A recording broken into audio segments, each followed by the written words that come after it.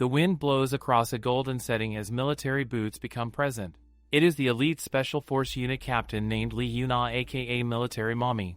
An underling asks her to be more gentle as she is freaking out all the other soldiers. She brushes her face as she mentions how she hasn't even shown them half of her horrifying side yet. The underling then mentions this is why all the soldiers call her the devil. Lee Yuna is a soldier at heart with outstanding performances and an excellent grade in the military academy. She was also the first student to earn the title of captain as well. The underling then mentions, however, that if she keeps up this attitude she will never find that true someone. Yuna tells him she has no interest in love or marriage, to which the underling asks if she plans to be a soldier for the rest of her life. She responds by saying of course, as a man comes running in from behind yelling captain. The messengers state that a village thought to be the enemy's residence has been destroyed, to which Yuna mentions it must be the US looking to spread freedom again. A bomb then goes off as Yuna covers up and her men shout in pain. She yells at her soldiers to guard their positions and that they are under attack. She says a non-monetizable word as someone yells for the captain to watch out. A big old nuke then seems to rain down, causing a massive boom. Yuna seems to levitate and watches the flash as it gets even brighter and then even closer. Silence is then heard as the lights go out. I wonder if this is what Oppenheimer the movie will feel like. She wonders if she's still alive as a fancy room can be seen. She sits up as she notes she does not feel any pain on her body. The extravagance of the room seems to shock her as she sits silently in bed. She wonders what is with the fancy princess-like dress she is wearing as the door opens to her shock. She runs to the maid, who says excuse me before her hand is grabbed. She puts the maid under arrest as the maid shouts my lady. Yuna asks the maid who she is and where are they before warning that she has 3 seconds to answer this. Yuna notes her body feels weak whenever she moves before the maid asks her what she is doing. The maid then calls her Lady Rosalie as we then get to see what she looks like now. Narrator interjection: but how is this fair? She looked good in her former life and even in her new life as well. I only get one life and I was born looking ugly as hell. Yuna, who is now Rosalie, internally says wait a minute. She notes that this voice is not hers as the maid pleads with Lady Rosalie to release her as her arm is about to break. Rosalie does so as she stares at her arms and notes they are not here. The many scars she had accumulated from training as well as the tanness and firmness of her skin. She then yells for a mirror, to which the maid tells her it is over there. She then asks the maid for her name again, to which the maid asks if something is wrong before referring to our female lead as Lady Rosalie Judehart. Rosalie pinches herself to see if this is all real before thinking about her new name. She recalls this being the name of a character in a book her friend had written. She recalls her homie asking what she thought about it, to which our female lead called the character Rosalie pathetic. She also said that romance novels were so not her type. She mentioned that they were sometimes very frustrating to read and require mental training for. But this character Rosalie in particular is the most pathetic she had ever seen. Her friend tells her that is not the point and that the main plot revolves around the male lead helping the sweet female lead, to which Yuna calls this hard to read. Yuna mentions that the female lead is sweet but her character is too much, while also saying the male lead was kind of crazy and not her type at all. Now in the present times her reflection can be seen on a mirror. She stares in silence before dropping the F-bomb. For days would pass as we see her now sipping tea, having accepted what had happened to her. Despite this, she still cannot handle what is going on. She is currently in her friend's novel as the character called Rosalie, who will soon lose her powers. 5 years ago, Rosalie had lost her father and was forced to live with her stepmom Bella. Rosalie was the heir to the duchy due to her royal blood, but was soon found to be too timid and incapable of taking the throne. This caused her stepmom to become the lead figure in the family and use Rosalie as a puppet.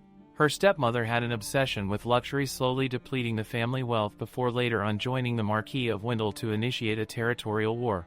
Having taken advantage of Rosalie, this stepmother would steal all the property and possessions while leaving without a trace. After winning the territorial war due to the help of other parties and becoming a noble herself, nobody ever knew about her shady past. Our female lead wonders what to do and whether she should change Rosalie's fate or allow the story to flow naturally. The truth is that this story does not have a set ending yet, and our female wonders if she should keep it that way. She, however, does not want this to happen and decides to think of everything going on first. She calls for Emma to bring her a pen as she then starts to write. She will not get any help from any existing characters yet, so she must prepare for the upcoming territorial battle in 4 months. She notes that this way she can save the duchy's economic power before deciding that she will also need to increase military power. Our female lead, who is now Rosalie, rings her bell as a maid comes in. She asks for the maid to prepare a dress as she will head out. The maid nervously questions if she is Rosalie, to which our female lead responds yes. Our female lead notes this girl is quite amazingly perceptive, as she is the one who stays by the real Rosalie's side till the end of the story. Rosalie then refers to the maid as Emma and mentions how since her father died, Rosalie herself has not shown any dignity. She tells the maid she has now changed, as she is the Duchess of this land. The maid seems stunned as she holds her apron before telling Rosalie that she'll help her dress up. We later see our female lead in a wonderful dress as Emma asks Rosalie where she is going. Rosalie says title to Emma's confusion. She tells the maid she'd like to stop being referred to as lady. Emma apologizes for the rudeness as Rosalie says to be careful about calling her that from now on. Emma thinks to herself about how much Rosalie has changed as we then transition to the training grounds. As Rosalie walks, Emma calls for the Duchess. She then asks why they are at the training grounds, as we then see all the dudes there have finally noticed her. They all wonder what the princess is doing here, as Rosalie then says everyone is out of their minds. Someone asks if there is a problem, which causes Rosalie to turn and see Knight Commander Aaron. Rosalie says she is here to see Aaron, which clearly confuses the guy. Aaron notes it seems like Rosalie is no longer afraid of Bella anymore, to which Rosalie asks Aaron if he'd be scared of a 3-tongued snake in front of him. This again confuses Aaron before he starts to laugh. He then calls her Bella's pawn and asks if she is spying on this place, which leaves Rosalie speechless. He asks why she is not saying anything, as Rosalie notes Aaron is neither making eye contact with her or running away. Rosalie then says that his reaction is understandable considering her previous behavior, to which Aaron asks if something is wrong with her head. She then yells Commander Aaron's name before asking if his loyalty to the family is still in his heart. He yells, telling her she is asking an obvious question, as he has been serving this family for many generations, so of course it is. Rosalie tells him well done, as she then turns to walk away, which again confuses him. I'm confused as well, not gonna lie. It is later seen that she watches over the training on the 1st, 3rd, and 6th day. This all builds up to Aaron asking why on earth she is here. She tells him she is watching them train, to which Aaron asks what she thinks about it. She calls it terrible, to which he calls what she said nonsense. She glares at him as he now stiffens up. He wonders what is up with this aura, since it feels like that of a well-trained knight. She tells him just by watching them it appears that they are incapable of beating or killing anyone. She tells him she is sure they can do better, to which Aaron clenches his fist and tells her she never even cared about the knight's true potential. She then crosses her arms and offers to give a hand. Aaron asks if she can even do this and if Bella would allow it, to which Rosalie notes if they do this she is sure it will pay off. Rosalie then asks Emma if Bella fired the old butler, to which Emma says yes. Rosalie then mentions she will cut her off, which causes Emma to freak out as she wonders what Bella will do when she finds out. Rosalie reminds Emma that she is the Duchess and tells her to calm down. She then says she has a favor to ask Emma. 3 days later, Rosalie is telling someone to come into the room. It is the old butler that worked for the duchy named Dolan. He tells Rosalie it has been a while since they met, to which Rosalie says she is taking this as a sign he is willing to work here again. She notes to herself this man was living in the suburbs after being fired until she asked Emma to deliver a message. She notes that she doesn't even know what Emma said to him. Dolan tells her she has changed, to which Rosalie says it is time to change before directly asking if he is willing to work for her once more. He bows down saying yes, which causes our female lead to smile. Why is she so fine? It is noted in the novel the original Rosalie could not wear the family ring, but that today is different. Our female lead says she will change her fate as she places the ring on her finger, unlike Charles Barkley. Someone yells saying she wants them to bring her Rosalie. A maid nervously tells her to visit Rosalie's room if she has something to say, to which Bella notes it seems like Rosalie is now pretending to be the Duchess now. She then smiles as she notes she needs to meet her eye to eye now. She then yells Rosalie's name as we later see Rosalie peacefully at her table. The rabid female dog stares at her before asking if she can hear her bark. Rosalie notes how nosy it is before noting her personality is exactly like in the book. Rosalie calls her a paranormal snake as Bella calls Rosalie rude and asks if Rayleigh taught her that.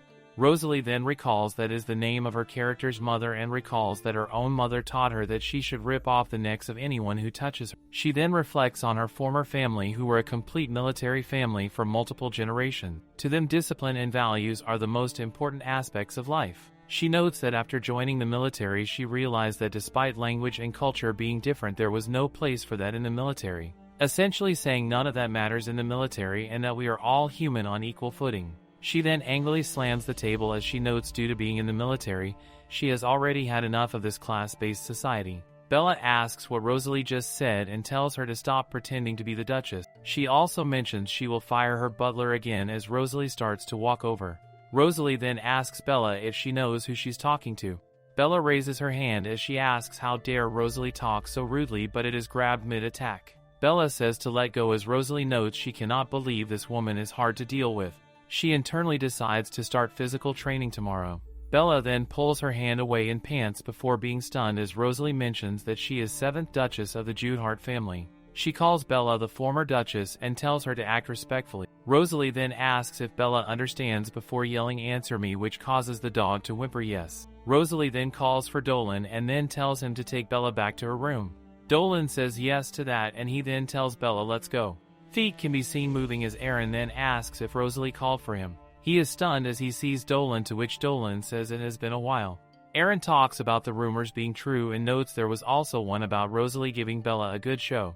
Rosalie angrily tells them to get back to work as Aaron then sits down saying understood. She tells him they are going to improve knight strength and that she is raising their salaries. He asks if she is sure about this before she tells him to train them based on this paper. He tells her he will train them with all his might and stops mid-sentence as he reads the paper. On the paper are things like 2,000 push-ups and climbing mountains, basically that Uncle Iroh prison training regime. Rosalie sips her tea as she recalls mentioning to him that she'd help bring the knights back to life. She tells him in a few weeks she will be the one to directly train them. Aaron says he now understands why she raised the salary and also the training. He tells her it won't be easy for the knights to train like this and that public opinion of their knights are not good before Rosalie stops him mid-sentence and puts her teacup down. She reminds him that in the past their duchy had the best knights before asking what he thinks about them now. She tells him they will start training in a week, to which Aaron tells her alright and that he will update the training regimen. As he leaves, Emma says hi to him. Emma then tells Rosalie a letter has arrived for her as Rosalie asks from whom. It says Sonia Ammons, who is actually a friend of Rosalie's and also the real female protagonist in this novel. Emma notes it has been a while since they've seen each other and asks what she said. Rosalie says that they will be having a guest in 2 weeks. Rosalie notes that it was around this time in this novel that Sonia found out about Rosalie's mistreatment and that the Crown Prince will get involved. Rosalie notes to herself she does not need the help anymore. Rosalie then asks Emma if there is any news on what they talked about earlier, to which Emma says Dolan will pick it up the day after tomorrow. Rosalie then smiles and she notes that is good.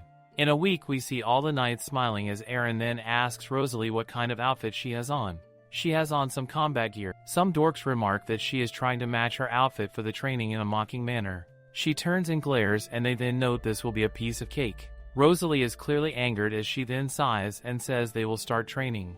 Aaron asks what they are waiting for and tells everyone to gather up. One guy says he does not want to do it. He mentions that they do not care if she is a duchess as they will not listen to her even if she is a self-proclaimed training master. This causes the other men to laugh. Rosalie asks who he is as Aaron notes this is Toronto, the oldest and highest ranking knight. Rosalie notes the word high rank before asking again if what Aaron says is true. She then asks for him to show her his sword. Aaron tries to warn her about him being high rank as she then says she does not care and flips her hat off. She then moves her knife back and gets into a stance. Toronto asks if she is sure about that posture as all the other knights laugh. She then draws his sword as he then tells her to make sure not to regret this. He swings and misses as she then steps forward moving towards his stomach. She then slashes right by his neck as he then trips over. She tells him his head would have come off if this was a real battlefield. Side note, but step on me too, mommy. He tells her he surrenders as she notes angrily how easily he surrendered. She asks how dare a knight like him surrender so easily and says that there is no surrender unless they die. She asks if all the other knights understand as they nervously say yes. She tells them to answer her properly as they more vigorously say yes. Someone then calls for Rosalie, which turns out to be Sonia Ammons. Rosalie notes that she came on the exact same day as training before noting the person next to her. Sonia later asks what happened and says that she is surprised. Rosalie says it was no big deal before staring ahead. She notes Sonia is exactly like she had envisioned while Darius looks a lot colder than she had imagined. Sonia sips her tea in silence and the awkward silence descends on the three. Sonia then asks if they should have a tea party tomorrow, to which Rosalie agrees and says she will get it ready. Sonia then asks if she wants to go have a look around at the blooming flowers in the garden. Rosalie says she still has something to do and asks Dolan to show Sonia around. Dolan then ushers Sonia out as Rosalie now looks ahead. Darius stares at her as well as she notes they might have a snowball fight soon, basically saying the two will be cold towards one another. Darius notes that she is no longer avoiding his eyes anymore as Rosalie mentions she has done nothing wrong to him. Darius then mentions that she may have done something wrong to someone else though. It is noted that Darius Vladik is the crown prince of the empire who is a talented aura sword master, making him and Rosalie completely different. It is noted that without Sonia the two of them would never have had this conversation. Rosalie notes that after solving this territorial war and securing the titanium mine, the crown prince won't be involved in this situation anymore. Rosalie then tells the prince she will go back to training now as she then gets up from her seat. She starts to walk but he does so as well. She tells him he must be lost as the garden is on the other side, to which he tells her he is following her to the training ground. She wonders why he would be interested in her training. In the original novel, Aaron would become so disappointed in Rosalie that he would leave to join Darius instead. She notes that today she cannot lose Aaron before telling Darius not to come as the knights might lose focus with him around. They both stare coldly at one another before he mentions that he'll have a look at the training grounds later. He then walks up to her saying he doesn't follow anyone's wishes. This infuriates her as she notes this man is just as crazy as in the novel. He walks away and notes this will be fun. Later we see Rosalie acting like my middle school PE teacher and yelling at the knights for one more push-up. The knights shout 43 and 44 as Rosalie then mentions that they are slowing down. She tells them to start all over again before they now refer to her as a devil. They are later seen running laps and Rosalie notes to herself she is still far from achieving her goals. She then notes that at least beating Toronto did help with things. She notes that she actually would have lost that fight had he not looked down on her. She also then wonders why Darius is so interested in her, as she recalls him never being interested in Rosalie in the novel. She herself wonders if it is due to her having changed. Later we see running as someone then asks if Rosalie is preparing for training again this morning. She asks what he is doing here as he mentions he is here to train as well and that he did not expect the Duchess to be here as well.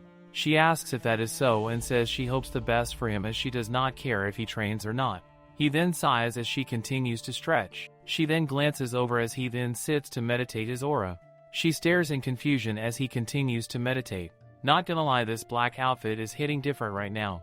She notes this what they call aura training and that in the novel this is the power used by Swordmaster. She notes that seeing it in person is actually pretty cool. She then calls for His Highness as he says yes. She asks for him to show her what he can do as he asks if she is curious. He tells her that the aura corresponds to the person's eye color and she then asks if she can touch it. He notes that he does not think she will feel anything if she touches it as she leans over. She puts her finger on it as she notes she thought it would feel hot but it actually feels like nothing at all. She stares in amazement as Darius watches over her. He notes he has never seen her look like this before and then the two lock eyes. He tells her that she does not usually show her face and that this is the first time he's looked at her properly. She asks him is that so as she turns to the side. She tells him that's cool as she continues to look away. He notes that he heard she gets referred to as the Devil Duchess and she asks how he knows. He tells her she knows what happened. He tells her that the knights seem to be making a lot of rude jokes so she seemed to have doubled their training intensity. She angrily tells him it does not matter, to which he tells her that sometimes showing her devilish side does help. He also mentions that sometimes it is the devil that beats humans rather than the angels anyways. He then mentions that her eyes are too beautiful to be called a devil and that real devils can't have eyes like that. He then asks if she wants him to come to training or if seeing that was already enough. She tells him one time is more than enough as he then tells her alright and that she can continue her workout now. She continues to stretch in silence as she then starts to think about how Darius obviously never looked at Rosalie in this manner during the novel and wonders why he is suddenly interested in her before noting she needs to be wary. Later we see Sonia run in shouting Rosalie's name along with Darius. Rosalie then says to come here as the tea party is about to start. Sonia asks if Rosalie will actually be here at this tea party, to which Rosalie says he actually will stay this time. It is noted that in the novel Bella and Marquis of Wendell are very close and will secretly contact one another to start a territorial war. She then internally says let's see if this works out as it was originally written. Sonia then says she has not seen Bella and that the last time she saw her was when she was packing her things. Rosalie says that Bella left to go to the villa for a while as we then see some red heels. A stench can be seen in the air as Rosalie notes they were just speaking of the devil. Bella says it is a pleasure to meet the crown prince of the empire as she then looks up. The three then stare at her as Bella mentions Rosalie never said the prince was coming. She asks if Rosalie was determined to embarrass her or something, to which Sonia says that's not it. Rosalie then asks why she would be concerned about that. Bella asks what she is talking about as she mentions she is the Grand Duchess of the Judehart family. Rosalie stands up saying she is the Duchess of the Judehart family as Bella asks what about it.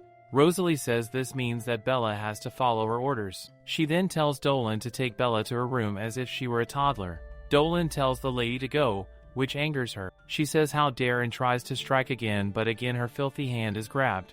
Rosalie mentions unless she wants to get dragged away in front of guests by knights, she should just leave quietly. This causes the Crown Prince to smirk as he notes he never informed her of his visit as it is the Duchess's choice on whom they want to inform about it.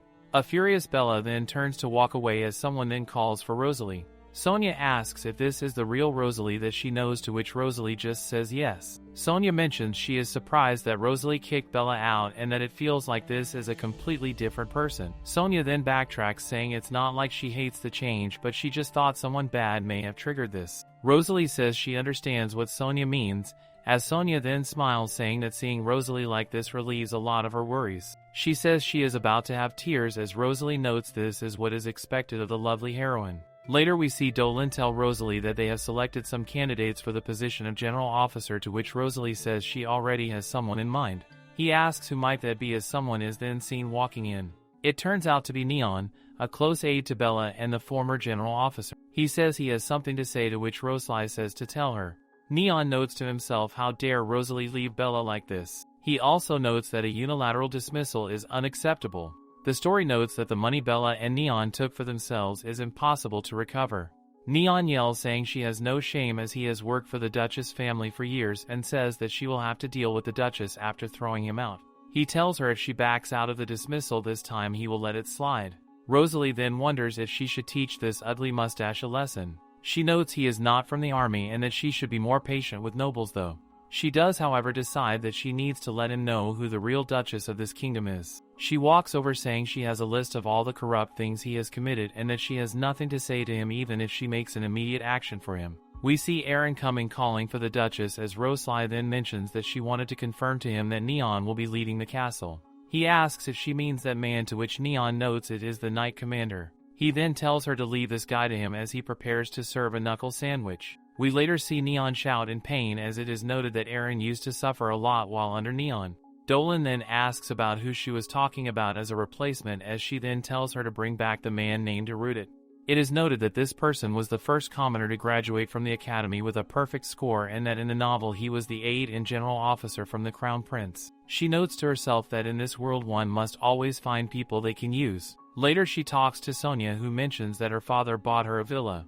Rosalie notes that must have been nice as Sonia also mentions getting dresses and jewelry as well. Someone then yells that Erudit has arrived and Rosalie says to let him in. Erudit then comes into the room.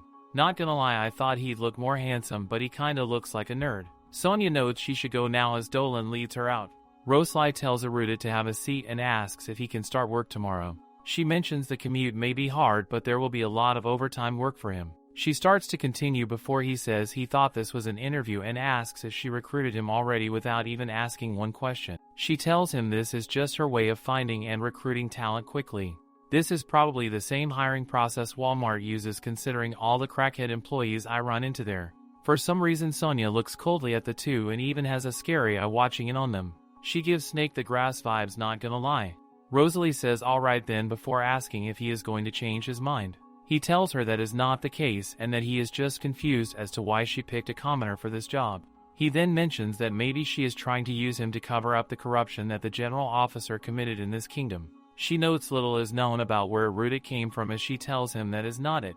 She says she will not do such a thing to him and that she chooses him purely from talent alone. She continues to think about how Erudit is an ambitious man who is definitely not cowardly and is rather unsympathetic. She calls him a man that can see through the glass. He tells her that he understands and asks if he can start working tomorrow. She tells him no problem and that a room has been prepared already, and he thanks her for the consideration and says see you tomorrow. He walks out and stands outside the door.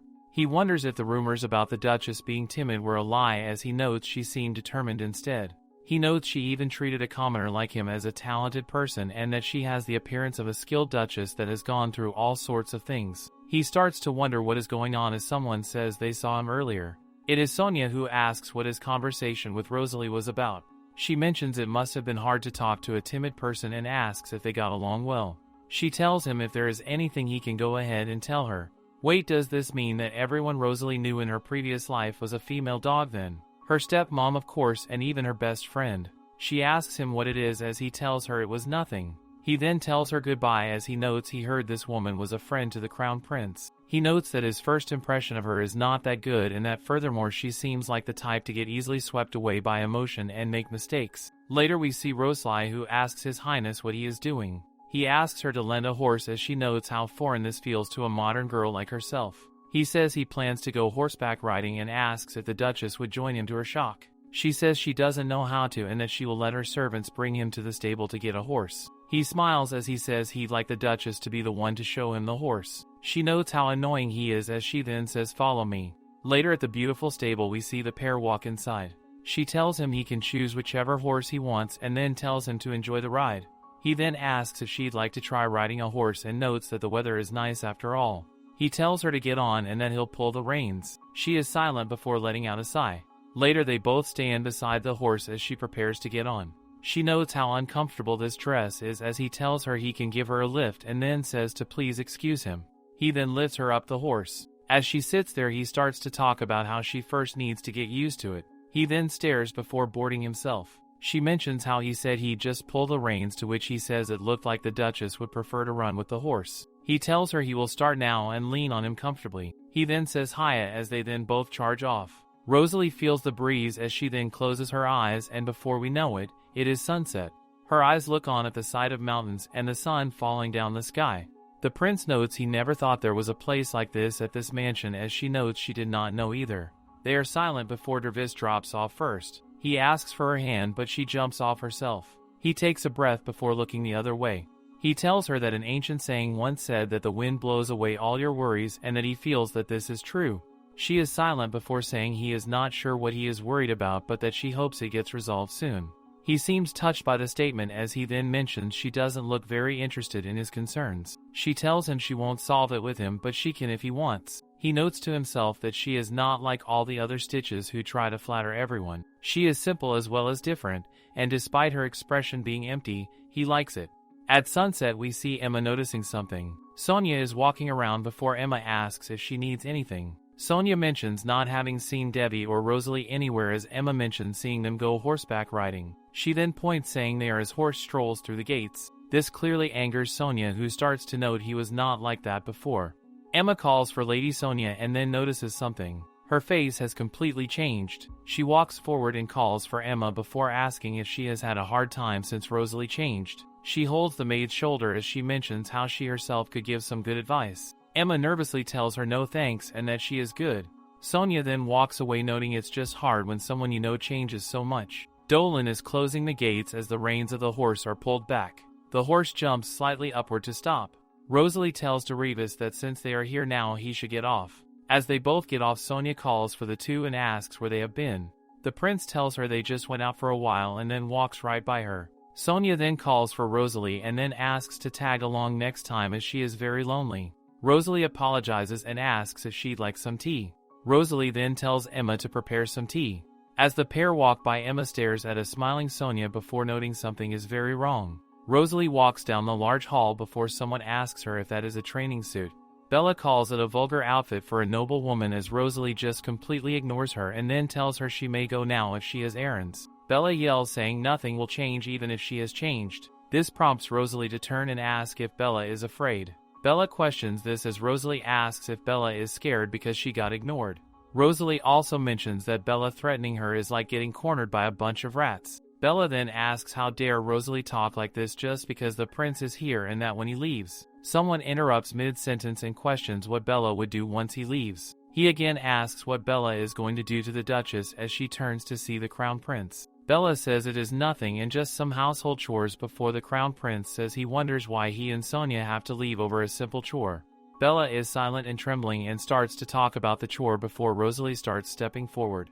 She tells Bella to be careful what she says next time, especially since once the guests leave there is no telling what will happen to her. Bella clenches her fist as she then walks away, mentioning that she was just trying to help. Rosalie then asks if Dervis was looking for her, to which he says Lady Sonia is inviting her to tea. Rosalie tells him she will go change clothes then before he mentions that the training suit does look good on her. She sort of scoffs at this before telling him she knows and to go ahead of her to the tea.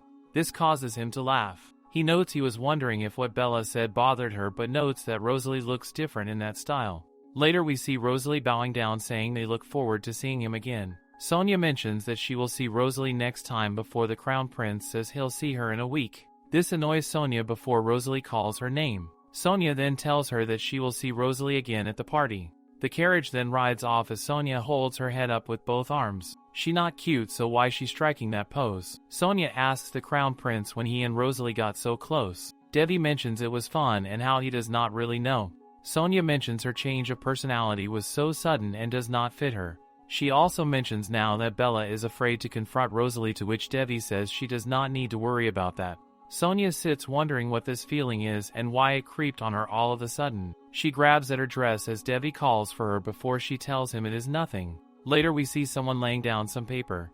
It is Gilbert the blacksmith who mentions this is a very unusual blueprint for a crossbow. He mentions that the handle is made of wood, yet it functions like a gun and is very portable. He says he's never seen a crossbow like this before, as Rosalie mentions the wood will make it lighter than iron and easier to supply. She mentions a downside is the quality though, but she mentions that he probably know a solution to this. Gilbert mentions magic could solve this, as Rosalie notes he must be referring to enchanting magic. He notes that you can add magnification magic to the bow and use an ogre's tendon for the bowstring. This would increase the bow's range of attack while the crossbow would remain lightweight to use. I'd add Infinity 1 and Flame 1 to it as well. Rosalie asks what they should do to get the magic, as Gilbert says they can buy a magic scroll with a circle inside it, and as for the tendons, the price of those will be so high. She tells him she will handle that before asking if he'd mind taking a look at something. She asks if he is referring to that for magnification. She tells him this is a scope to help shoot more accurately and asks if he can make this one. Aaron tells her he can, despite it being the first time he's ever seen it.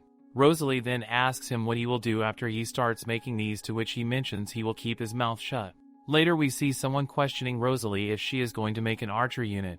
She mentions that they are called a firing unit to be exact, and that there are some people in their ranks that are not proficient at the sword. She tells him to go round them up and create a new unit. He asks who will be the one to teach them, as she turns and says that she will. Later in the room, light peers inward. She reads a letter she wrote to someone named Moron Seth saying that she'd like to meet ahead of schedule. She is a woman who runs the largest merchant guild and was good trade partners with Derivis. Someone knocks, to which she tells them to come in.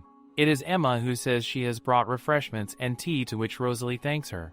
Rosalie tells Emma to give this letter to the Countess Moron Seth.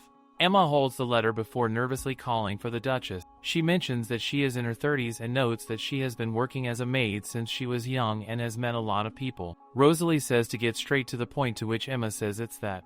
She cannot finish as Erudit then walks in the room saying he has important matters to discuss. Emma then says never mind and that she will just say it later. Rosalie then tells Emma to not hesitate if she needs something from her. Emma says yes and thank you before rushing out the room.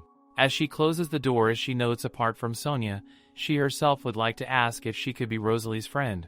She notes to herself that this may be going too far. She then notes to herself that as long as Rosalie is Duchess, she will continue to take care of her. Protect this girl at all costs. Why are the maids in these types of stories so underrated?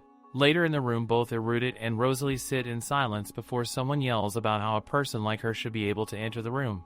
The maid protests this as Bella yells for them to get out of the way as she needs to see Rosalie. Bella busts right into the room and asks who decided to reduce her funds. Rosalie notes it must have been a while since Bella has received that notice. Bella mentions how she heard Rosalie was attending a party and asks if she is going in an expensive dress and jewelry. She then calls Rosalie a coward, as Rosalie mentions Bella's corruption last month is worth buying a lot of jewelry.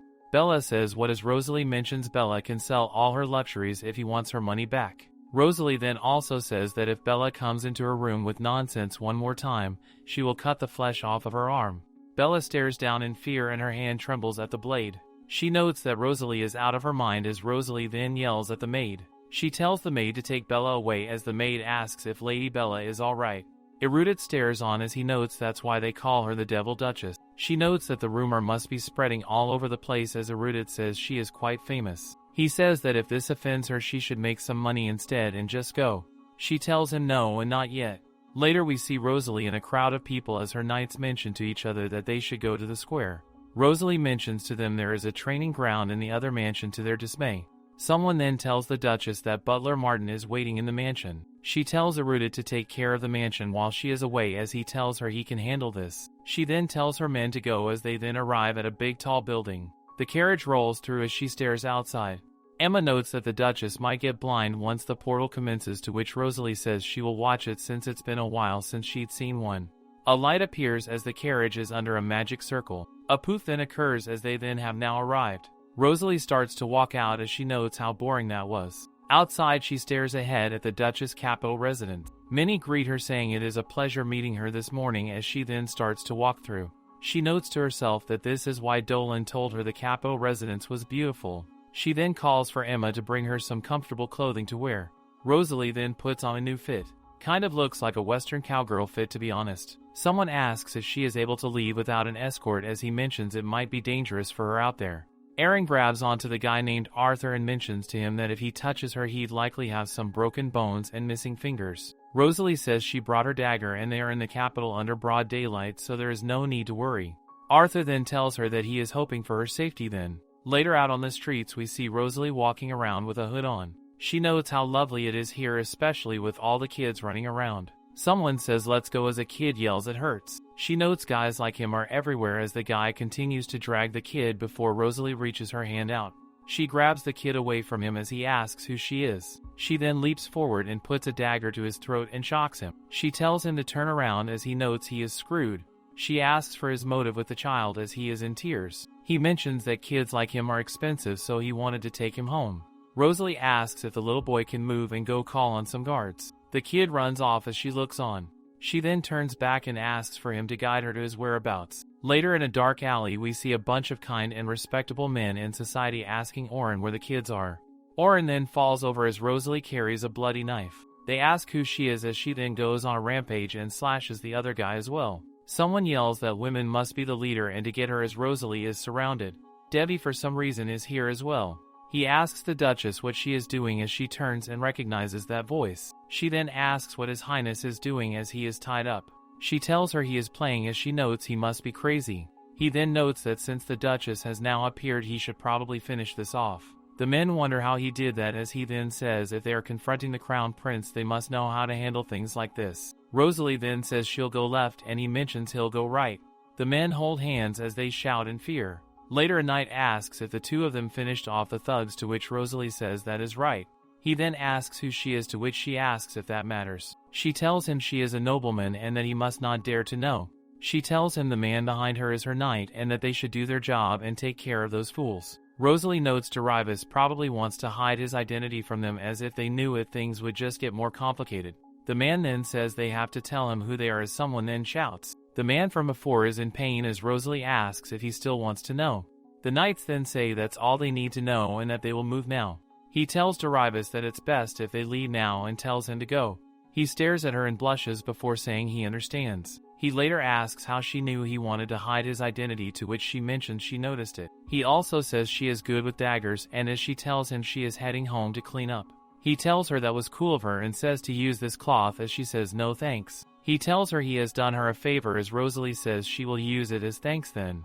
He then tells her to call him by name as she mentions how disrespectful this is to His Highness. Later we see people shout 1-2 and Rosalie stares on. She notes the troops seem to be handling it well now as some men do sit-ups. She decides to make it a little harder then. Later we see exhausted men wondering how many times they need to do this and how it's worse than usual. They wonder who decided to wake up the devil as one mentions it is not time to worry about what happened to the Duchess yesterday. Someone then comes in saying a guest has arrived, to which she asks what Darius is doing here. He says he wanted to hang out with her as she does not seem to have scheduled work.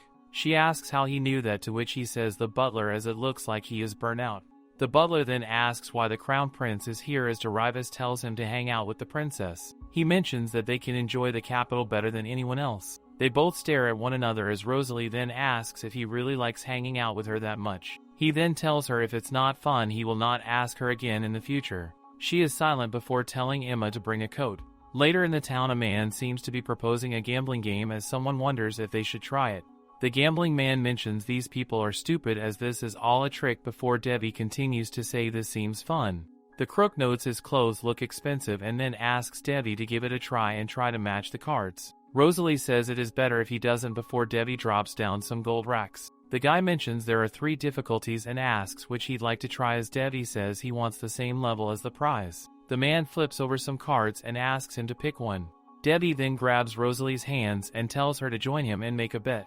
He tells her the winner can make any wish they'd like. She tells him that it is great but that they will play by themselves. They both appear seated as they both then yell start. Debbie says he sees and Rosalie yells this one. The dealer wonders how as Debbie notes it seems like he has won. Rosalie then grabs the dealer and asks for the money. A pouch can be seen as someone asks if they got all the money. She tells him it is not enough to reward cheaters like him as he mentions she is funny and notes a noble woman never would have played that seriously before. Later they shoot arrows as Debbie wins again. They play cards but she also loses to him again.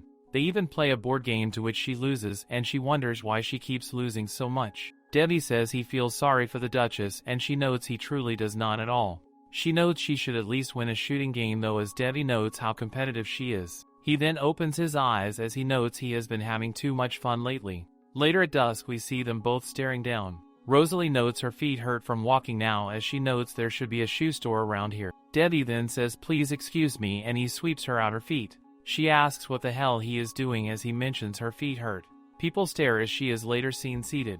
He tells her to wait here for a moment as he then runs off. Later he calls for her as she then asks where he has been and why he left. He then pulls a Cinderella and says she has been walking a lot today and says he cannot believe she can still walk with all that pain. She tells him she can do that herself as he tells her to stay still.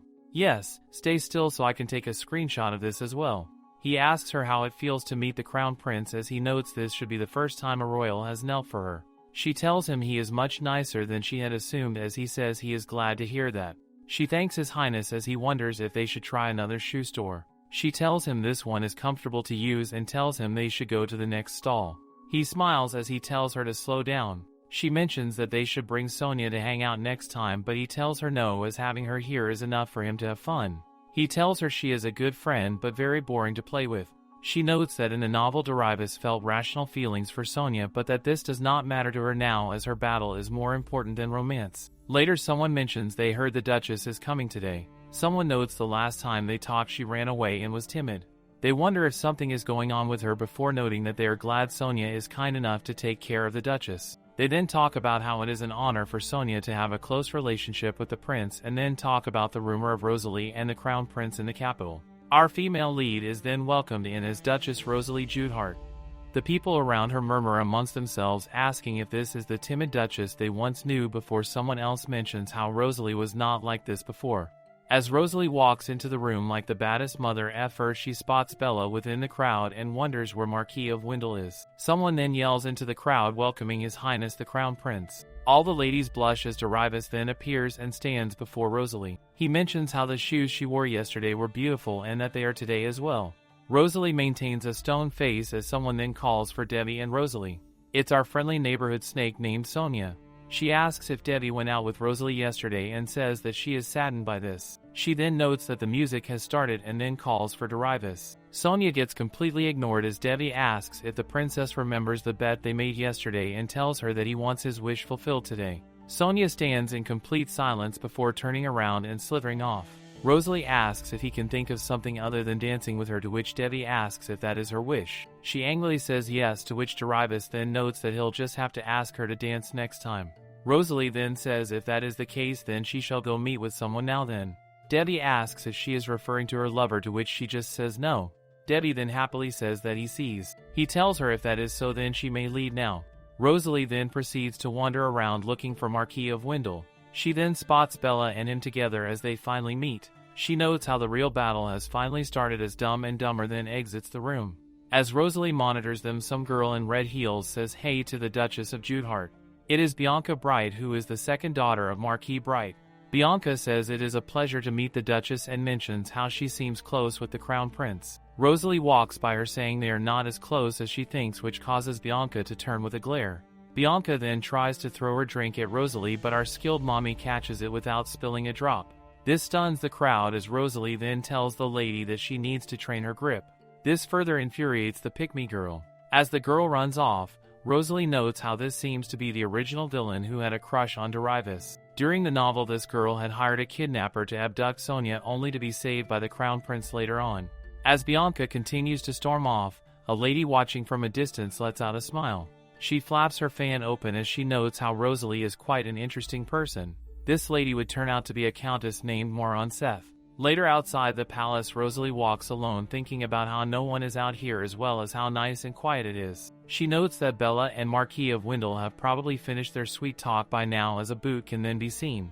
She then is surrounded by a bunch of NPCs wearing masks. She stares around, noting how there are 8 of them and that they seem to wear those masks to decorate their face. Rosalie then removes her heels and flings one of them at a thug's face. She then hits him with a nasty uppercut as she notes how these guys seem to lack strength. She grabs the man's sword as she notes how it'd have been nicer to have her dagger. She then slices his neck as the other men stare.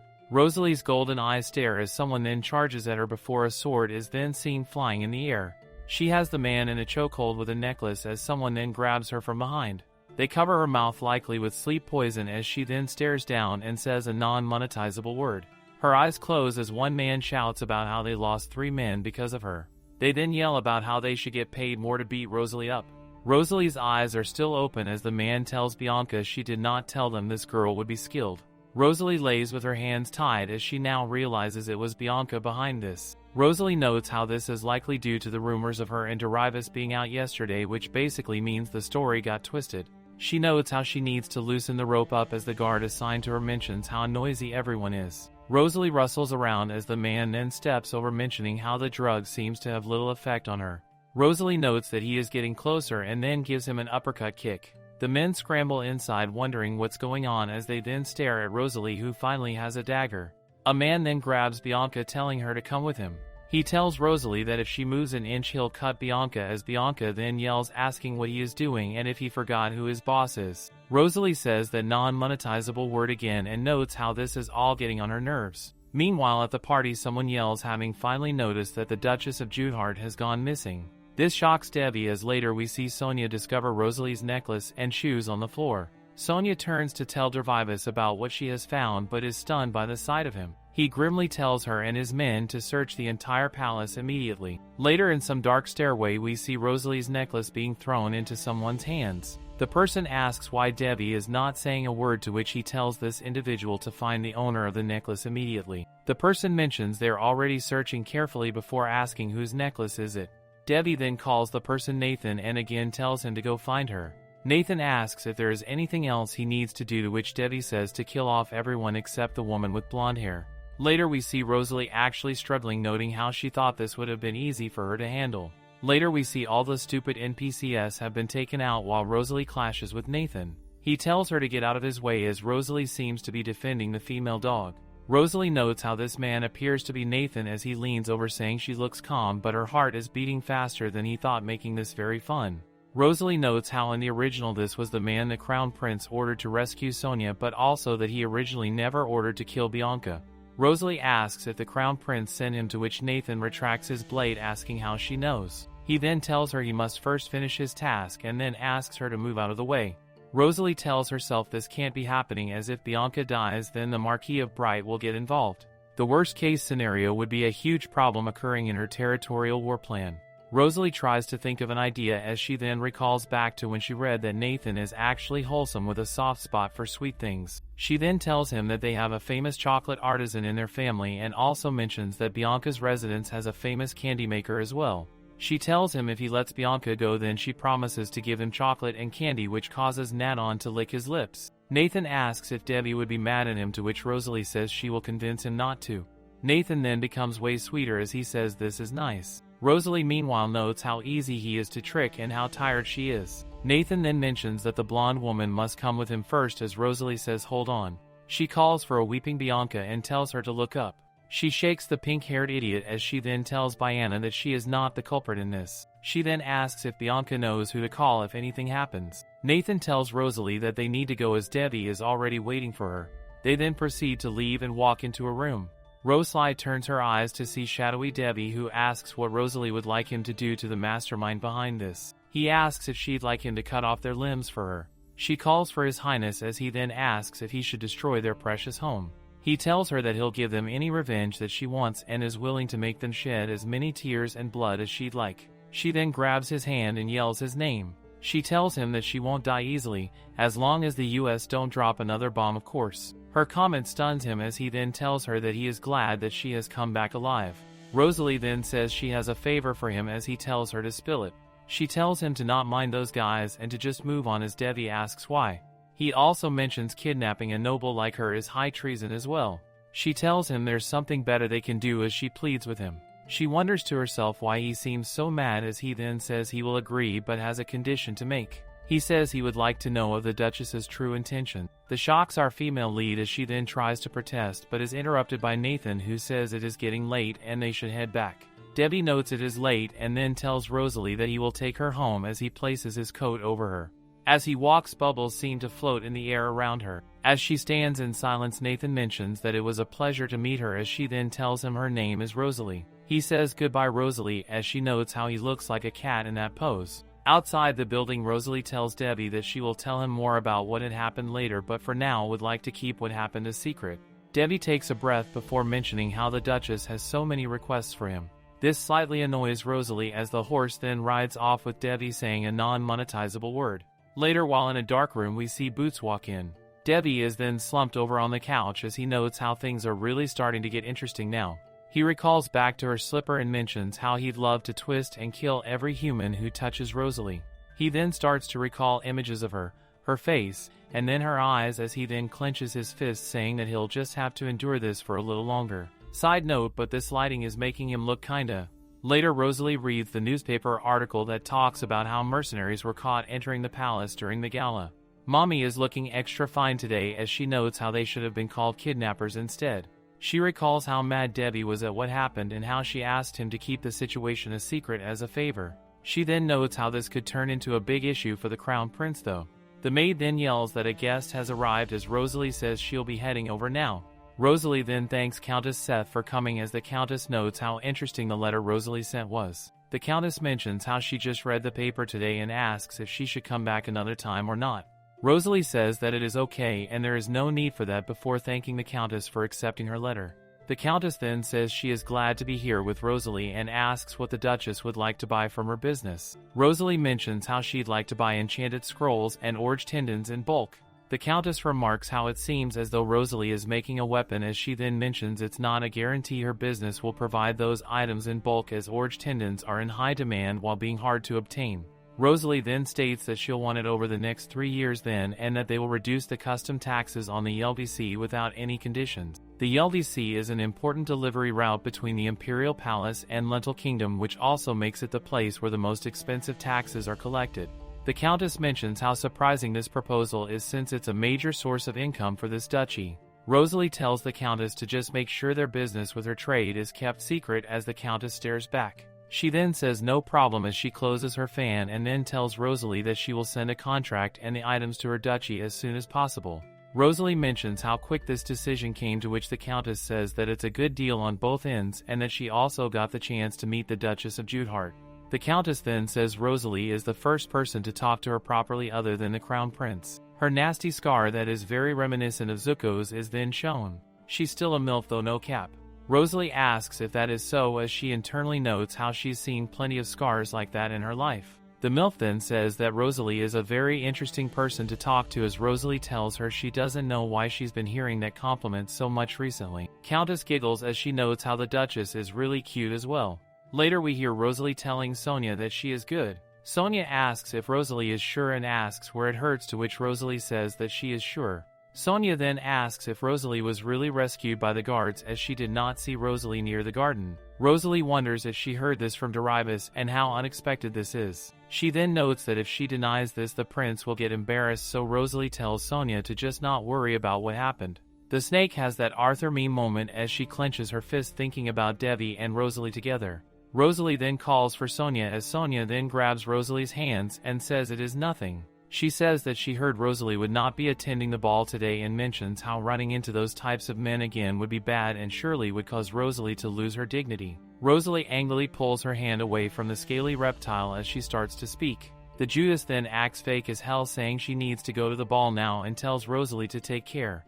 The snake then slithers off away from Rosalie as Rosalie stands in silence. She has a noticeably angry expression on her face. The day gets bright as someone tells the Duchess she has a guest, to which Rosalie says she does not recall inviting anyone. The guy says it is the pick-me girl Bianca, as Rosalie wonders what the hell Bianca is doing here, especially when she just wants to rest. She then wonders if the girl will be here to make a ruckus and try to splash water on her again.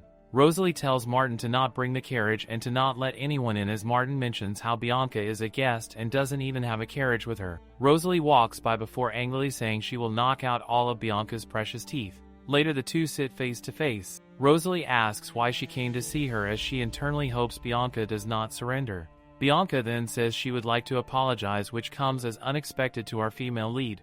Bianca then also says that she would like to call Rosalie her uni, which basically means older sister. This stuns Rosalie as she asks what Bianca is saying. Bianca then sits right by Rosalie and again begs to be allowed to call Rosalie uni. Rosalie asks why though, to which Bianca talks about how even though she kidnapped Rosalie, Rosalie still saved her. Bianca then talks about how she cannot get that moment out of her mind, as Rosalie is stone-faced before trying to get Bianca to listen to her. Bianca again then asks to call her uni and then shyly says it's not that big of a deal. Rosalie then tells Lady Bianca to call her whatever she likes, which draws out a smile. She then cheers as Rosalie notes how they are both supposed to be 20. Bianca says that's okay and that if she was born a day later she'd be 19. Bianca then says Rosalie is so cool, so she deserves to be called uni. She then gleefully says she thought Rosalie would be mad about it but is so happy that Rosalie accepted this. Rosalie then mentions how she heard Bianca had an older brother and younger brother, as Biance tells Rosalie to not mind them. She then tells Rosalie to stop by her salon sometime for fun, as Rosalie gives it a thought. A salon in this world refers to a place where gatherings are held. Rosalie thinks about how luxury is a common topic in this period and that rumors judging others on appearance have become a big issue. She also notes how Sonia would have a hard time dealing with this. Bianca stares as Rosalie ponders before Bianca calls for uni. She asks if Rosalie is a close friend with the daughter of Count Ammons, which causes Rosalie to stare back at her. Later in the dead of night we see Rosalie frustrated and holding onto her head. She recalls when Bianca asked if she was close with Sonia, to which Rosalie mentioned that they are childhood friends at least. She notes to herself that Sonia is a close friend with the real Rosalie, to be more exact. Bianca mentions how she can't get along with Sonia before yelling about how she now has a chance to get close with the daughter of Count Ammons thanks to uni. Moments later we see that Rosalie is having Bianca escorted out as she yells about wanting to have dinner with Sonia. What's so appealing about having dinner with snakes? Rosalie then decides to think of something else and notes how great Erudite's work is. She notes that due to this she will be giving him a complimentary note today. The note mentions how his work is neat and how he did an amazing job. Rosalie tells herself it was fun pretending to not be shy as Erudite stares at the letter. As he does so, Rosalie notes how she might get into a bad habit of sending out complimentary letters starting today. Later a crowd of people are seen in what appears to be the town. Some hooded individuals can be seen as one asks where the Intelligence Guild is. It turns out to be Rosalie, as a man tells her it is over there. He tells her to go straight as they proceed forward. A figure seems to be watching them as Rosalie notices it with the side of her eye. She then moves quickly, which shocks her men. They ask where she is going all of a sudden, as a street vendor then tells Rosalie they sell good jewelry here. Rosalie picks up a piece of jewelry as she mentions how someone is following them. The two men are stunned as she gives them the coordinates and description of the individual. She then tells them the plan has changed and that they will be heading to the alley. They then move off as Rosalie then turns a corner while her two men walk right behind her. The hooded individual is right on their tail. Rosalie turns as she mentions how hard it would have been to have taken this guy out at the market. Her men then turn as well as they reveal their weapons. One of them goes for a slash as the hooded individual dodges. He then yells no as the other individual puts his hand on the floor and then launches a kick. Toronto yells for Whitney as something goes right towards him. The hit lands as we then see Toronto slumped over a broken barrel. The hooded individual stands still before approaching Rosalie. She opens her mouth as she then asks Nathan what he is doing, to which he just greets her. He asks how she found out he was tailing her, to which she tells him to knock it off and asks why he followed her. He tells her he was just out for a walk until he smelled something sweet coming from her bag. Rosalie opens it wondering if Emma put these in here. She recalls back to when she asked Emma for chocolate as Nathan yells for chocolate. She then notes how she did not need it today before just tossing the bag over to Nathan. She notes how had it not been running into him she'd likely have thrown them away. He then asks what she is doing here and mentions that her knights will be out for a while, so he will let her know when they are well again. Rosalie angrily notes how he is saying this when he was the one who knocked them out. She tells him she is going to her intelligence guild as she has to meet someone. He asks if she is looking for someone to do something special, as she tells him that's right. He tells her if it is special then he should tag along. She asks if he is serious, to which he tells her they should move to a different place for now. He then proceeds to carry the knights and walk off. He then stops as he tells her not to worry as he is capable of this. He then smiles as she tells him she knows he is. She also notes how he's not even struggling to carry 2 people, as he then says it'd be better if helped her with her task. Rosalie covers her mouth to think before saying fine and that they should move on.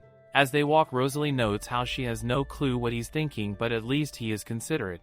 She stares as she then notes how his skills would likely be able to notice and discern Bella's motives. In addition to that, he is someone that is easy to approach. Later, in some dingy place, Rosalie asks if Nathan lives here. He mentions to her about how he has good ears and how noisy it can be outside, so staying here should do.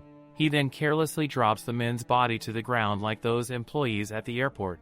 This leaves Rosalie speechless as Nathan strikes a match and lights up a candle while asking what he can do for her. Rosalie takes a seat before mentioning how she needs to make sure he can do it. He then sits right next to her and asks her to just tell him. Side note, but why is this dude always in a sports bra? He mentions that if she tells him he'll do it for her. Rosalie mentions how she did not expect him to agree to this before asking if there is a reason for that. He tells her he just wants to have fun with the dear Rosalie. Rosalie thinks about the have fun statement for a moment before Nathan mentions how either way she already knows him and how he's capable of pretty much anything. Rosalie then mentions the name of her dog-faced stepmother Bella. She tells him to get close with this woman and watch her every move.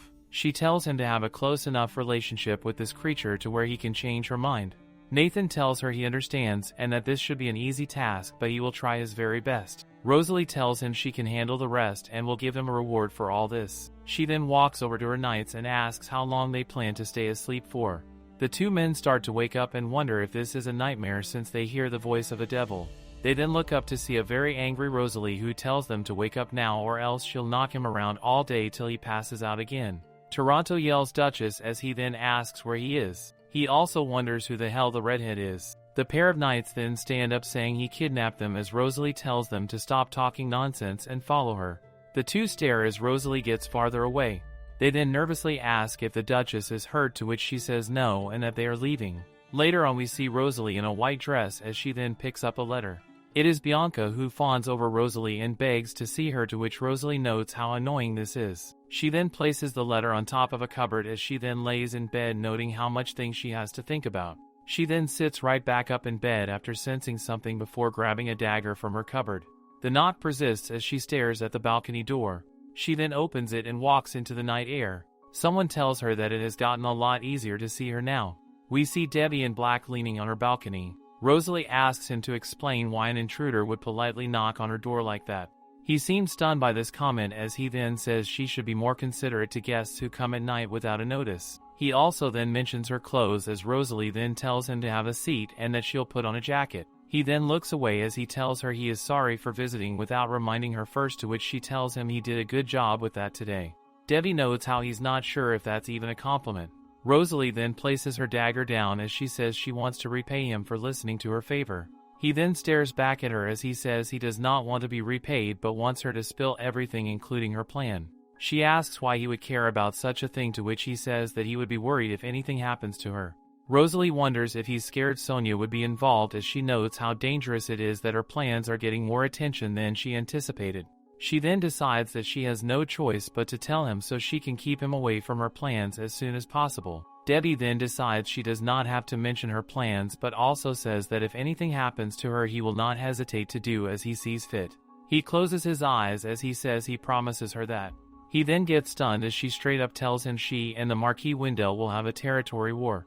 She tells him that she will be preparing for this as soon as possible. She then mentions how there already are suspicious rumors about His Highness and herself, so it'd be impossible for Marquis of Wendell to let this go. Debbie holds his head as he now understands why she stopped him now and then asks if she is ready for a full-on territory war. She tells him she plans on stepping down from head of the manor, to which Debbie asks what will happen then.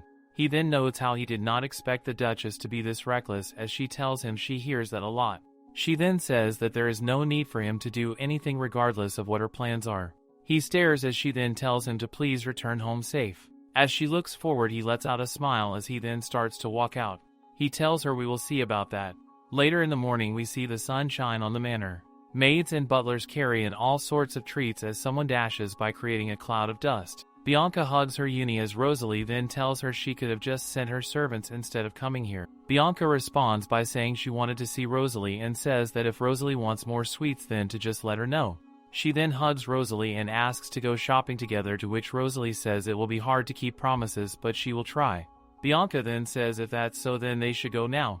Later we see Bianca staring around in the wardrobe as Rosalie keeps her dull face. Bianca tells Rosalie to look at this dress as Rosalie blandly says it suits her. Bianca rummages through the other clothes as she then asks to wrap this one. The lady says understood as Bianca then runs to Rosalie with another dress. She asks if it looks pretty, to which Rosalie says it looks beautiful on her.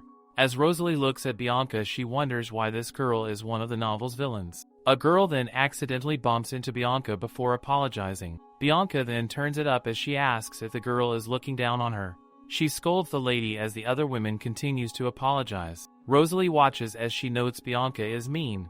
The lady continues to apologize and asks if there is anything she can do as she bumps into a mannequin. As it falls, Bianca looks back and her eyes darken before we see that Rosalie has shielded Bianca from it. Rosalie tells the ladies it's better if they put these near the wall, to which they rush to fix the situation. Bianca then wants to have another go at being a female dog, but Rosalie tells her to stop.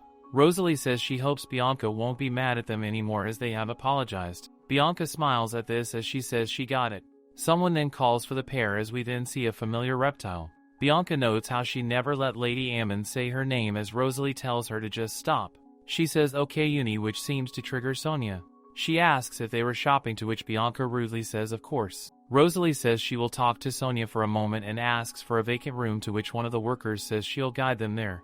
Bianca is left outside of the room like a dog as inside Sonia mentions how she thought Rosalie knew that Lady Bright and her don't get along. She then asks how Rosalie could get close to Bianca despite knowing that. Rosalie then starts to talk about how things started at the ball before Sonia interrupts asking what happened at the ball while clenching her fists. She tells Rosalie that no matter how many times she asks Daddy he won't tell her, and that Rosalie and him seem to have a secret that they won't tell her.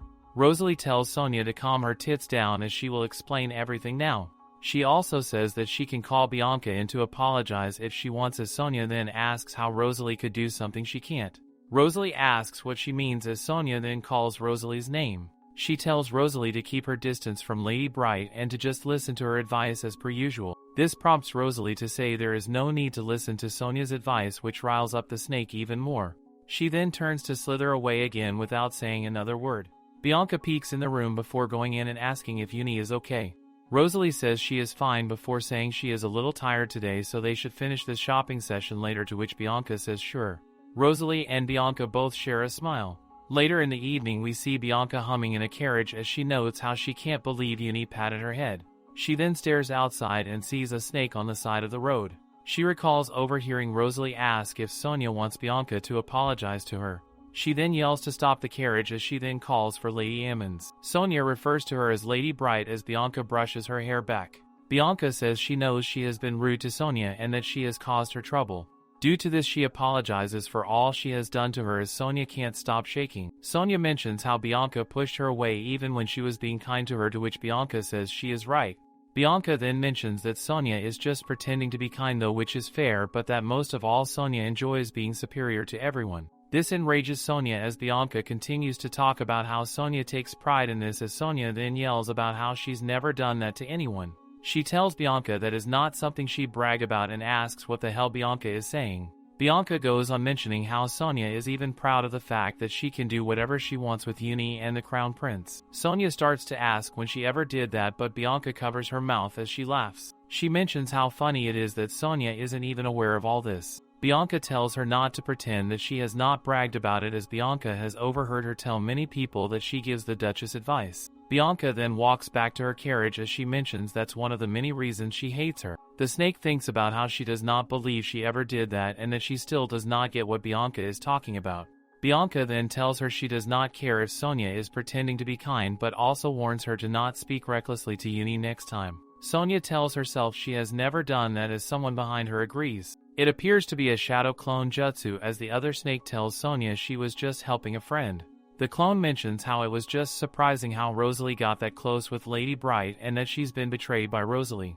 The voice tells her that it is Rosalie's fault for having such an arrogant heart.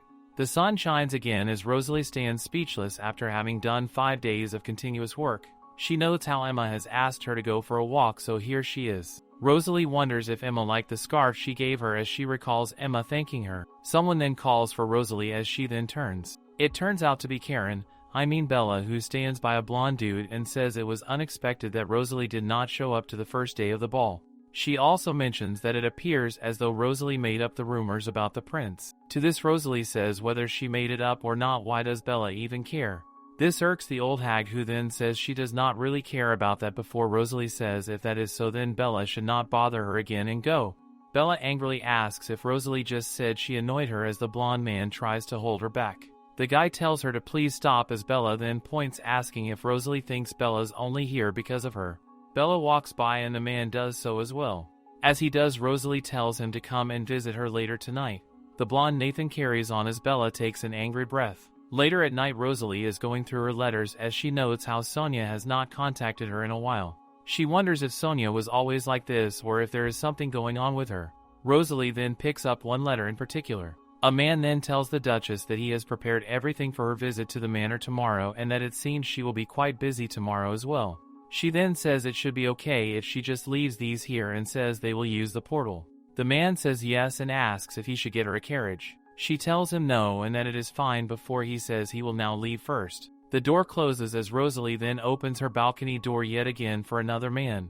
It's the redhead Nathan, who he greets her with a smile. She mentions how his hair is longer, to which he tells her it is thanks to this magic ring. He then laughs as she remains stone-faced. He then tells her this pendant has allowed him to use the portal that leads to the Duchess's house. With her being the Duchess, this means he can teleport to her seamlessly all the time.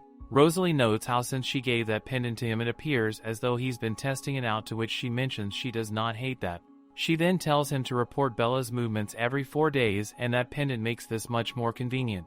She says she will pay him if he reports to her, which can be in candy or anything. He tells her more than anything she can just give him the kind of compliment he wants as he grabs her chin. She tells him to put his hands away from her if he wants anything nice from her, as Nathan tries to act cute, saying please. She pushes his face away as she says she will if he just stops, to which he asks if she really will. He then grabs her hand and kisses it as he says he will see her in 4 days then. The sun shines extra bright as people talk near a carriage. Rosalie walks out as someone tries to ask her something. She questions if everything is alright as her butler bows saying yes, and he asks if she enjoyed her time in the capital. Rosalie says she guesses as she recalls all the events that had happened, including getting kidnapped and going out with Devi. She then calls for Arudit to meet her at the office and he says understood. Later in the office, she tells him his paperwork was well written and very good, as he tells her that is a relief. She then continues to say that thanks to him she does not need to worry. Arudit then mentions how the increase in the knight's salary and the reconstruction of their lands will soon be a huge part of their expenses. He also goes on about how their merchant sales are lower than their expenditures and that a good balance is important, so they should start paying attention to public taxes. Rosalie grabs her cup of tea and takes a sip and says they should sell the Gordic mine if that is the case. Arudit then argues that it is a mining facility full of valuable raw stones, though, as Rosalie then argues that they will run out soon anyways. She then says it is best to sell it now while there are still many reserves still in there. Rosalie mentions to herself how there was not precise info on the Misha Empire's lifestone reserves, but that in the novel people were wrong about the presence of lifestones in the titanium mining facility. Arudit has a dark expression on his face as he mentions how rumors will circulate from this that the Duchess plans to bankrupt the country. This causes Rosalie to give off a sinister look as she says that is exactly what she wants. She notes how when Marquis of Wendell hears this rumor, then she can finally lure him into the bait. Arudit stands as he says he hopes her decision is temporary and that he suggests she thinks about it carefully. She thanks him for his advice. As he walks away, he notes how all the responsibility and consequences will lie with the Duchess's choices, but that for some reason he feels like there is something wrong. Outside, a man seems to be showing off how big his scissors are to a girl. Arudit walks by the three as the people then start to discuss how he is a commoner, as someone else mentions thinking he was a noble. Erudit stops at the sound of all this as someone then mentions how Erudit is getting used like a tool or how he might be the Duchess's concubine instead. He clenches his fist as he notes how this keeps happening to him. He then hears someone ask why they are still here, which shocks him. Rosalie stands right by him before walking past him and asking the people to repeat what they had said. They all stop barking and cower in fear as Rosalie asks if they want her to break some of their fingers. The three idiots then kneel to the floor as they beg her for forgiveness. Rosalie crosses her arms as she mentions how they are apologizing to the wrong person. They then apologize to Erudit and promise to not say such things again. Erudit seems nervous as he tries to say it is fine before the butler comes in asking what is happening. Rosalie says he came at the right time as Rosalie tells him to fire all the gardeners and employees involved in this without severance pay. She then grabs Erudit's arm as she tells him to let her know if anything like this happens again, as she does not want him to be treated like this. She tells him they should go now as his eyes stare at her with a sparkle. They then walk off together as the hallway to the manor can be seen. Erudit asks the Duchess how far they are going, which causes her to turn back. She tells him they are going away from there and that she does not want to see his face turning gloomy. He pulls his hand away from her as he mentions how delicate she is. He asks why she is being so nice to him, especially as he is just a commoner. Rosalie tells him it's not important to her if he is a commoner or not. She tells Erudit that she really needs him and that he is one of her helpers, so she will take care of him. Erudit stares back at her as she puts her hand on his shoulders and says he looks better now. She tells him to not hesitate and tell her if something like this happens again. She then turns saying she needs to go now as Erudit stares and starts thinking to himself. He mentions how he made her worry about what happened earlier in hopes that she does not regret choosing him. He wants to make sure that he does not fail his job for the Duchess because she needs him. As the pair stand face to face, Erudit grabs his own shoulder saying he will do his best so that she knows she made the right choice in choosing him. This harem just keeps growing by the day. Aaron asks if Rosalie will go check the crossbow tomorrow, to which Rosalie mentions how she is leaving after tomorrow morning after training. She asks him to check over the crossbow for her as Aaron tells her he understands. She then tells him that she will be seeing him tomorrow then as the door gets opened. We see Emma inside asking how the Duchess is as Rosalie notes how Emma is cleaning.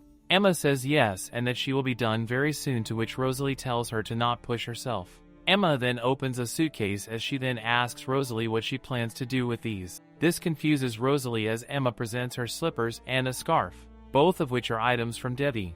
Rosalie tells her to not throw that away as Emma mentions how rough these shoes are and that these won't match with clothes. Rosalie tells her to not throw that away either as this puzzles are cute made. Emma says she understands and that she will be putting these in the dressing room near the cloak. Later, Dolan announces his presence to the Duchess as Rosalie tells him to come in.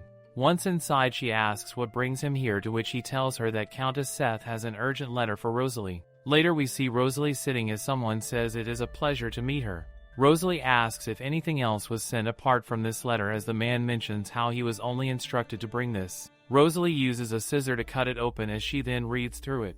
She says a non-monetizable word in frustration as Dolan asks if it is serious. Rosalie lights a match before mentioning it is nothing serious for now but that they must act quick. She mentions how a group of bandits have ambushed the route from Novetta Road and the LDC as the letter sits a burn.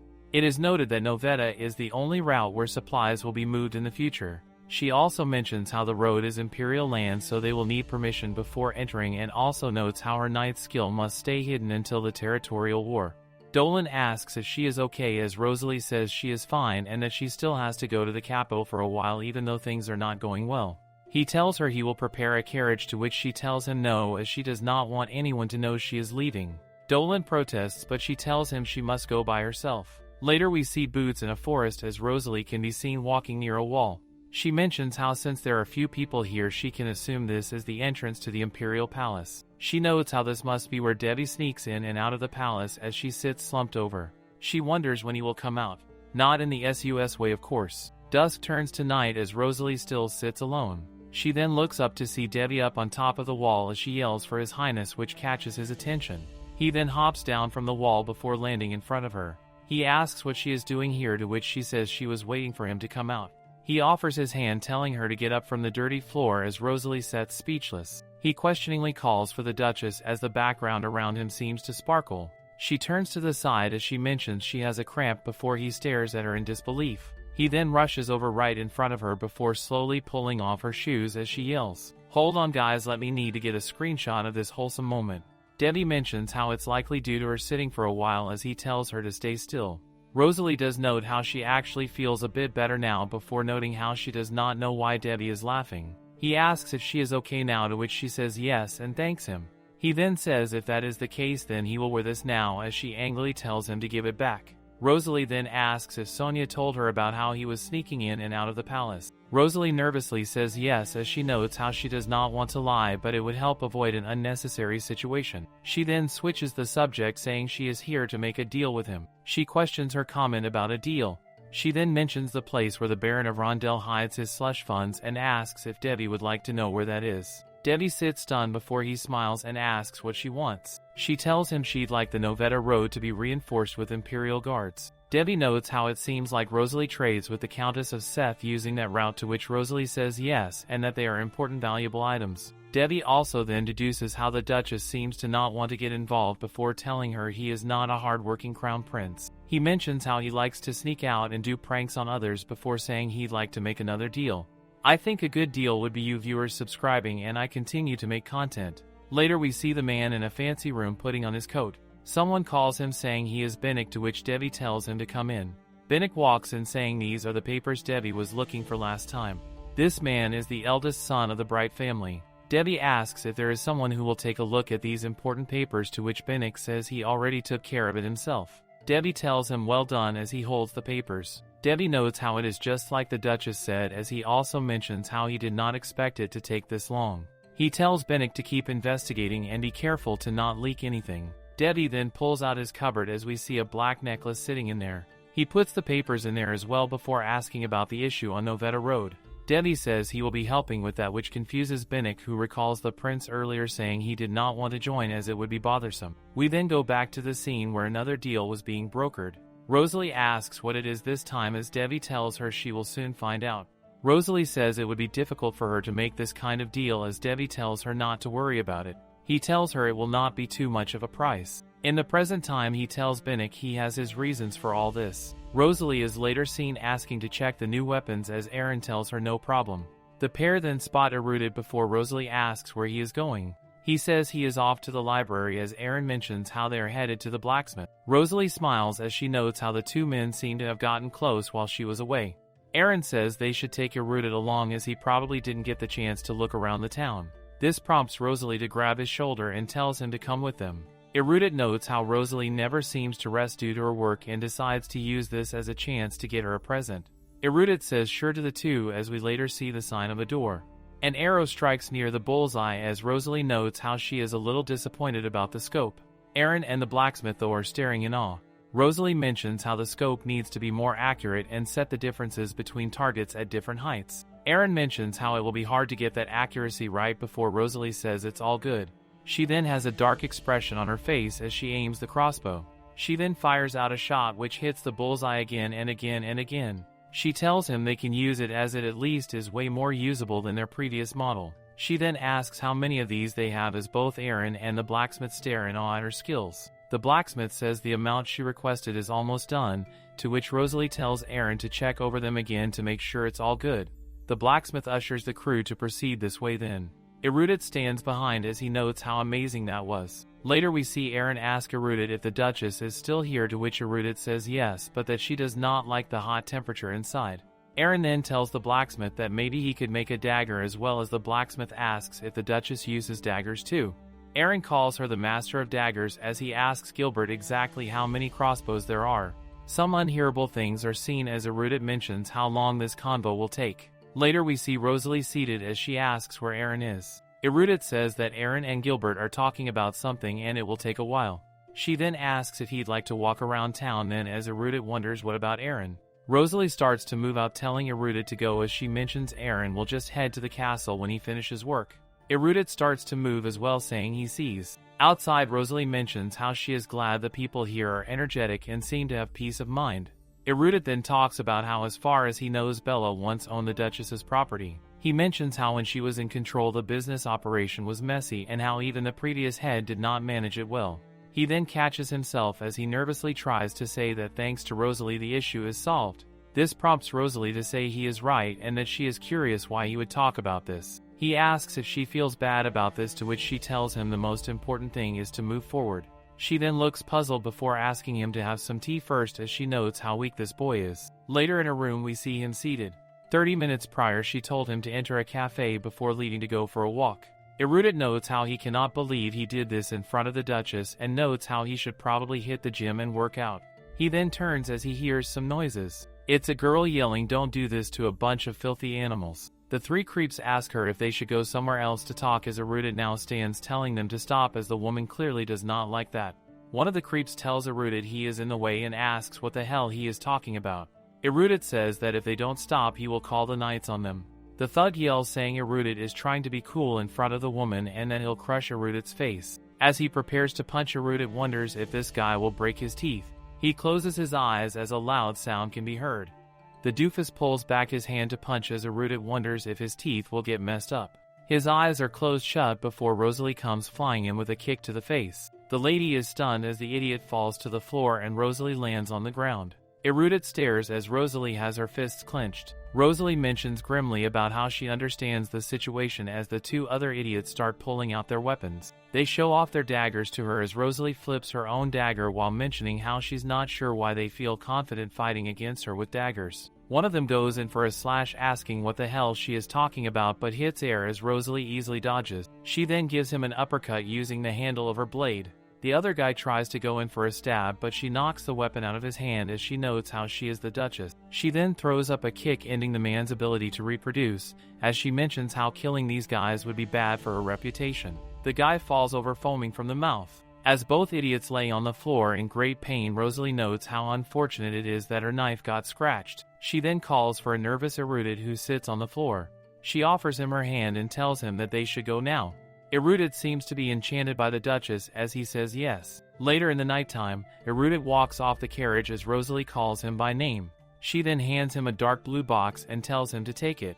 He opens the lid as he asks her what it is. His eyes widen and light up at the sight of it. It appears to be a necklace, as Rosalie tells him it is a glass strap that she went to buy earlier. She then smiles as she tells him she thought it would suit him well if he used it. As he carries the gift, she tells him now he may rest. Erudit stares at the gift and places his hand over it. Later in a well-lit room, Rosalie asks someone something. The man grabs a piece of candy and then mentions how Bella is currently trying to meet up with Marquis of Wendell. Rosalie then asks again why this is important. Nathan then tells her she previously mentioned how Marquis of Wendell is a coward and that it seems as if nothing appears to be happening from his end. Rosalie holds her chin as she wonders if she missed something. She then decides that she must make the sale of the Gordic mines well known. Suddenly a piece of candy is then present right in front of her mouth. Nathan then feeds her the candy as she sits stunned. She holds her chin as she mentions how sweet it is. She then angrily stares at Nathan, who is now completely giggling. He licks his finger like the ultimate lightskin as he tells her eating something sweet will make her feel better. She angrily tells him no as he continues to smile. He tries to offer her another candy as she holds up her hand, mentioning how he just licked his finger. He seems shocked by her mentioning this. She continues to hold up her hand as he then drops the candy. He then proceeds to burst out laughing at all this as he then asks Rosalie if she has ever been in a relationship before. She questions why he is asking as Nathan mentions how Rosalie is getting funnier than he thought.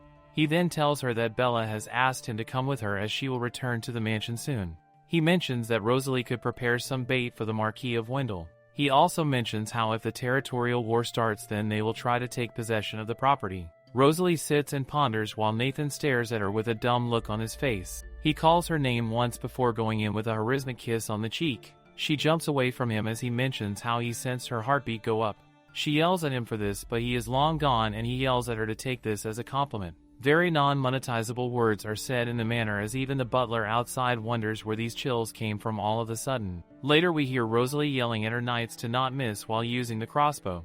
They need to get their range faster than anyone else and take cover. The men yell understood as she then yells for them to work as a team, and if anyone gets shot, someone else swaps in.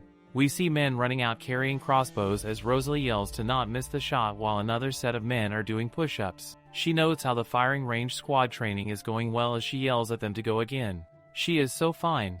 As a carriage moves forward, it is noted that the Novetta Road issue has been resolved now as well. She notes how the busy days have also found their peaceful moments and a field of what looks like wheat can be seen. Rosalie notes how she finally has a day off as her hand brushes on the plants. She notes how glad she is that she made that deal with Debbie, but that being alone in this field makes her feel lonely. Side note, but she talking about be lonely when she has a 3-man harem going right now.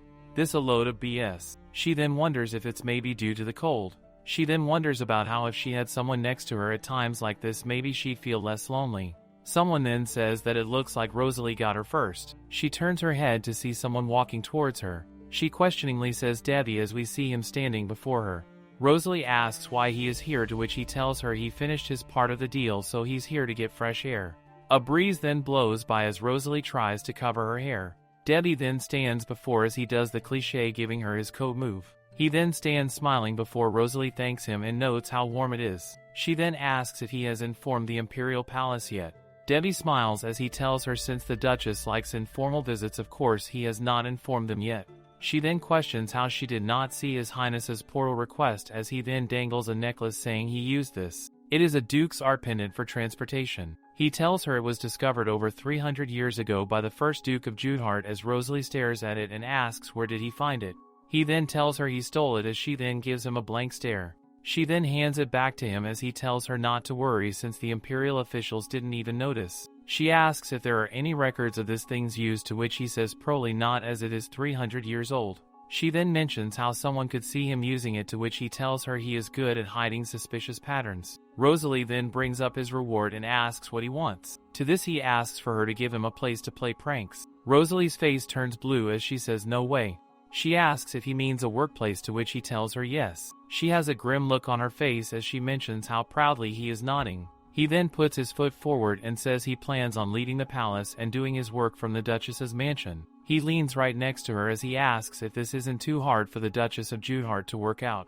She tells him fine and that there will be one condition, which is that his presence will be completely confidential. He smiles as he tells her he will assure that. She then stares at his eyes as she stands speechless for a moment.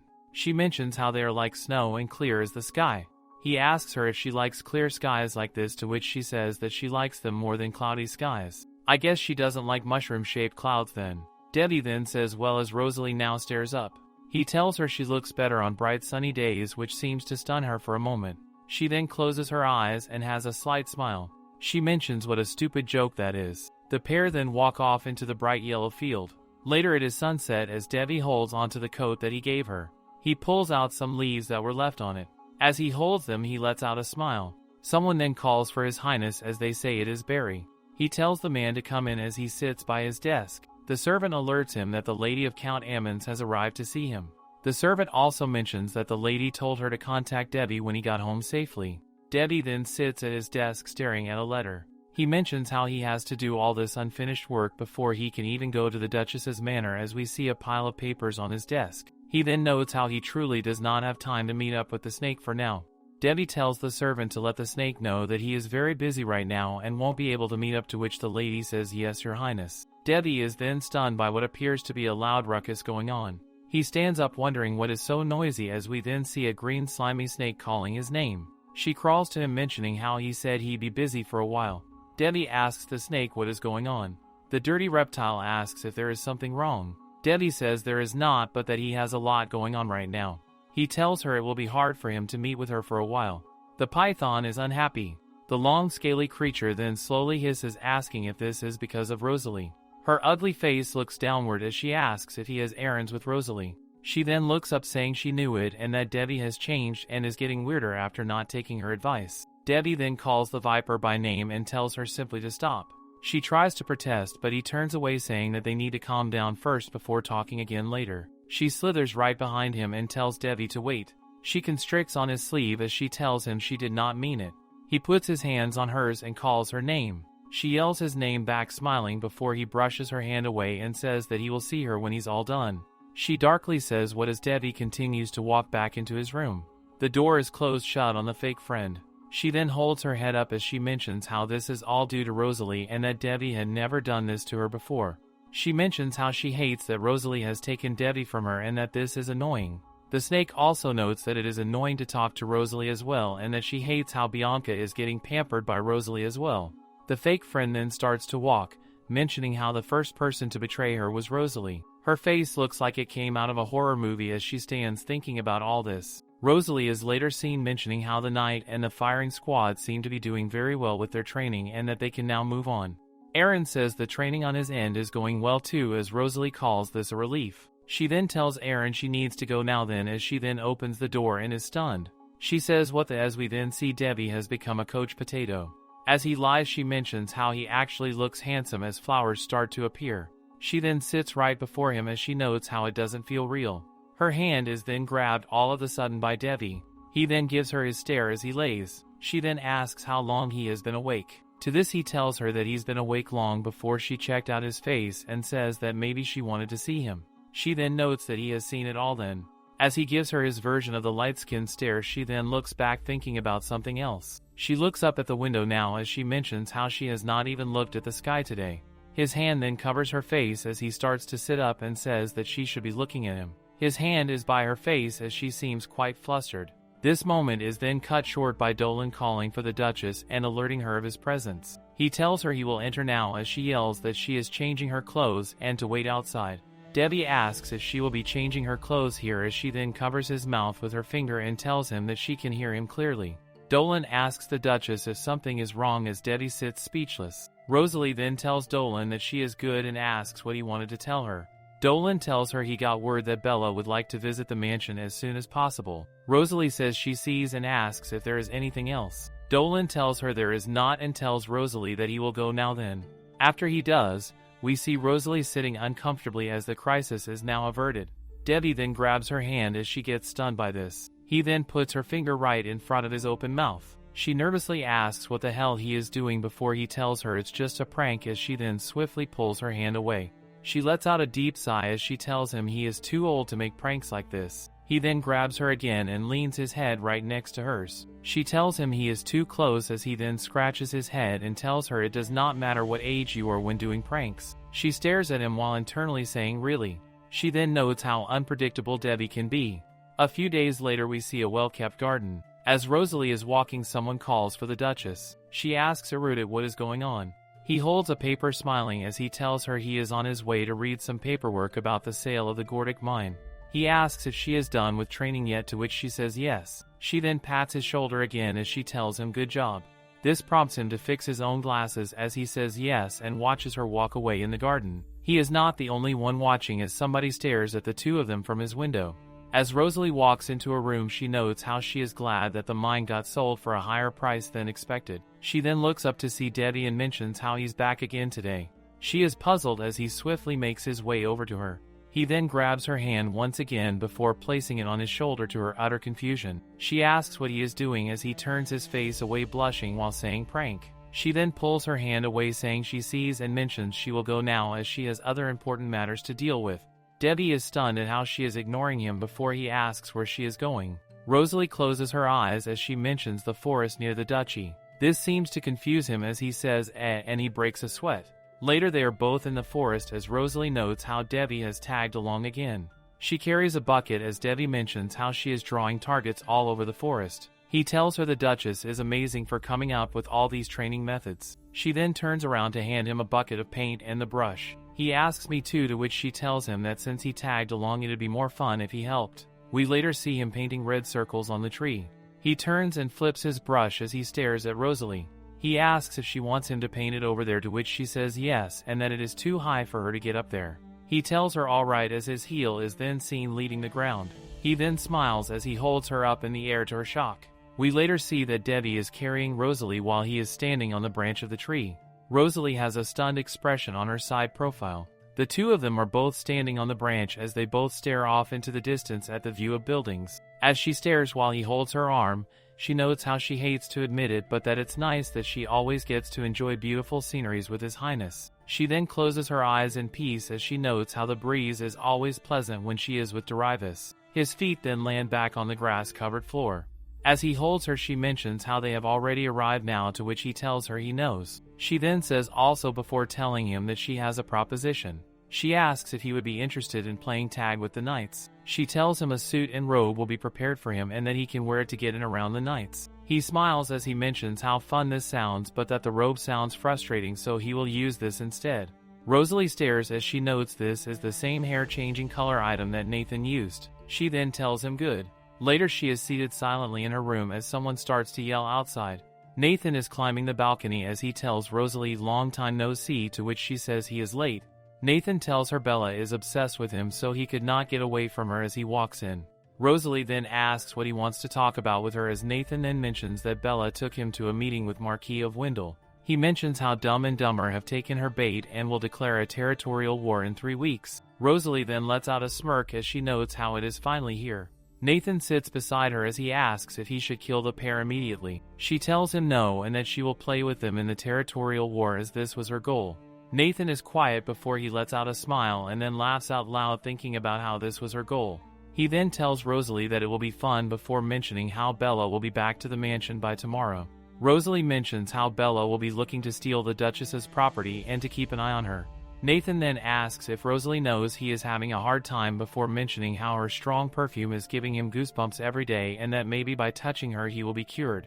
She tells him to not come near her and warns him not to do that nonsense like last time again or else. Nathan then holds up both hands saying he was kidding. He then begs her for head pats and that he only needs them for 5 minutes. He then says 3 minutes then, as she seems to have finally deemed him as Kinoug, and gives him the pat. Later back out in the forest she yells for her men to find where the targets are and shoot them with crossbows, and that the one who shouts the most will be rewarded. Sounds can be heard in the forest as men run around with their crossbows. One arrow flies in the air and hits a bullseye. The men yell to move on and to hurry. Rosalie stands behind a tree as the soldiers carry on.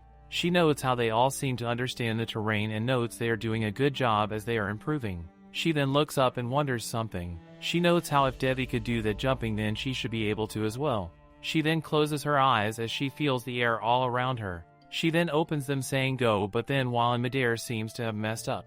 Her feet seem to have slipped off the branch as she now falls over. She notes how she did not expect the ricochet to be this strong as she closes her eyes, noting a bone might break. Then we see the feet of a man who seems to always be around her. Debbie tells her it will be okay and tells her to relax her body.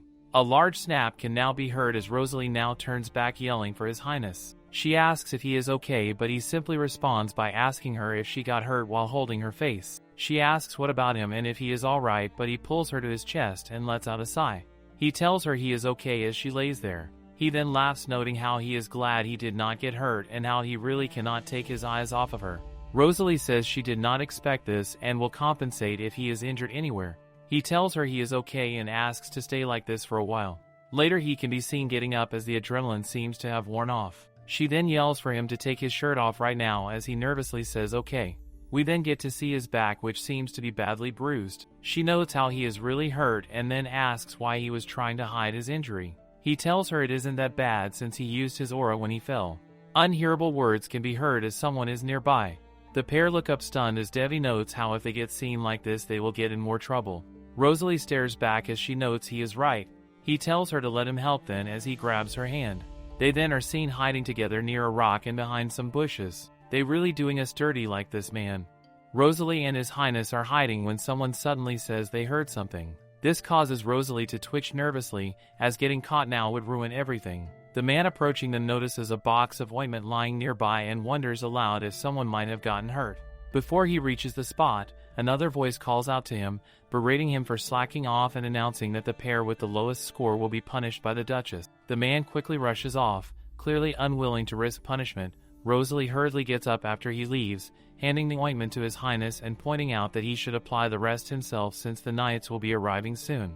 He leans forward, takes the ointment, and departs, leaving Rosalie feeling anxious. Later, Rosalie gathers everyone and makes an important announcement. They will soon be at war with Marquis Wendell. Her words shock everyone, and murmurs of confusion fill the air as they wonder what she means. Rosalie explains that the Marquis will be the one to declare war first. Aaron questions if that is why she has been training the knights and why she shut down the Gorethic mines. She confirms this and adds that, after her victory, she plans to claim the Titan mine as spoils of war. The wealth from the Rita mines will then revive their family's finances. Erdit expresses his concern, asking if she is truly confident in her victory. Rosalie responds coolly, swearing upon her family that she will not lose. She is so cool in my knees for her.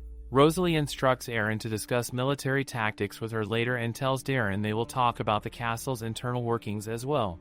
Both men immediately agree to follow her orders. She then calls out to Erdit, causing him to flinch. When they are alone, she tells him he is free to leave the Judru territory whenever he wishes. She adds that she does not hold him to the same expectations as Aaron and Darren since he has not been around as long as they have. However, seeing Erdit tear up at her words makes Rosalie worried. Erdit stands abruptly, stating that if she is trying to be considerate, he doesn't need such a favor. He storms off, determined to remain in her care until the end.as Erdit walks through the corridor. He berates himself for showing such a disgraceful side of himself in front of Rosalie. Suddenly, someone calls out to him. He stops and turns to see Bella approaching. With a mocking tone, Bella questions if Rosalie is the only one who can make him cry. She leans closer, whispering that if he wants revenge, she can tell him how to get it. Erdit, repulsed, recoils and smacks her hand away, covering his nose because of the overpowering perfume she is wearing. Bella shouts in outrage, demanding to know how a mere commoner dares to treat her like that. Two knights appear, asking what is happening. Bella, furious, accuses them of insolence, gritting her teeth as they plead with her to calm down. Before one of them can finish speaking, she slaps him, calling it an act of impropriety. As Bella continues her dramatic tirade, Rosalie approaches the scene and demands to know what is going on. Walking toward Bella, she coldly asks what she is doing with her staff. Bella angrily retorts, saying Rosalie should teach her knights some manners, and derisively adds, "What about you, bland auntie?" Bella continues, insulting Rosalie for appointing a paltry commoner to a managerial role and bringing uncivilized people into the castle. Without hesitation, Rosalie snatches Bella's hand. Her voice turns icy as she states that Bella only ever causes chaos and harm with her wrist, so perhaps she should do without it. Bella screams for Rosalie to let go, fearing her wrist will break. Rosalie shoves Bella away and threatens that if she ever bothers her people again, she will indeed break her wrist. Trembling with anger and fear, Bella storms off. Rosalie then orders one of the knights to find Darren and ask for first aid. The knight complies and leaves. Erdit, inspired by Rosalie's unwavering demeanor, confidently declares that he will remain in her service and will not leave the Judru territory. Rosalie smiles at his resolve and encourages him to do as he pleases. He assures her that he will wait eagerly for her triumphant return from the war. Rosalie reassures him, promising that he will not have to wait long. As she walks away, Rosalie reflects on her situation. Now that she is living in the novel's world, she vows not to let the original plot unfold as it was written. She must be victorious in the upcoming war, reclaim her family's power, and regain control. The next day is camouflage training. Rosalie explains that they must hit the targets on the trees while staying out of Devi's sight. Devi nods, thinking it sounds like a game of hide and seek. However, Rosalie warns that if Devi catches more than half of them, they can expect punishment through special training. The knights shudder at the thought, but the training begins. They dash through the forest, avoiding detection while searching for the targets. The challenge intensifies as the targets remain untouched and time runs out.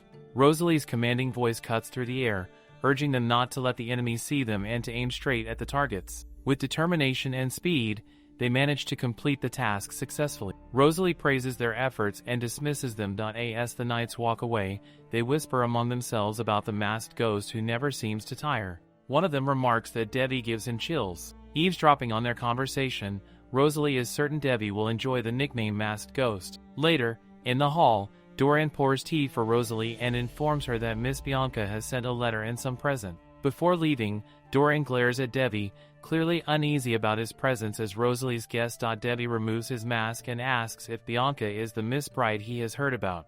Rosalie confirms this, adding that she ended up making Bianca's acquaintance. Devi grows curious and inquires about the gift. Bianca has sent Rosalie a hair clip, which prompts Devi to ask if Rosalie likes jewels. Rosalie replies that she values Bianca's sentiment more than the gift itself. Leaning closer, Devi offers to help pin the hair clip in her hair.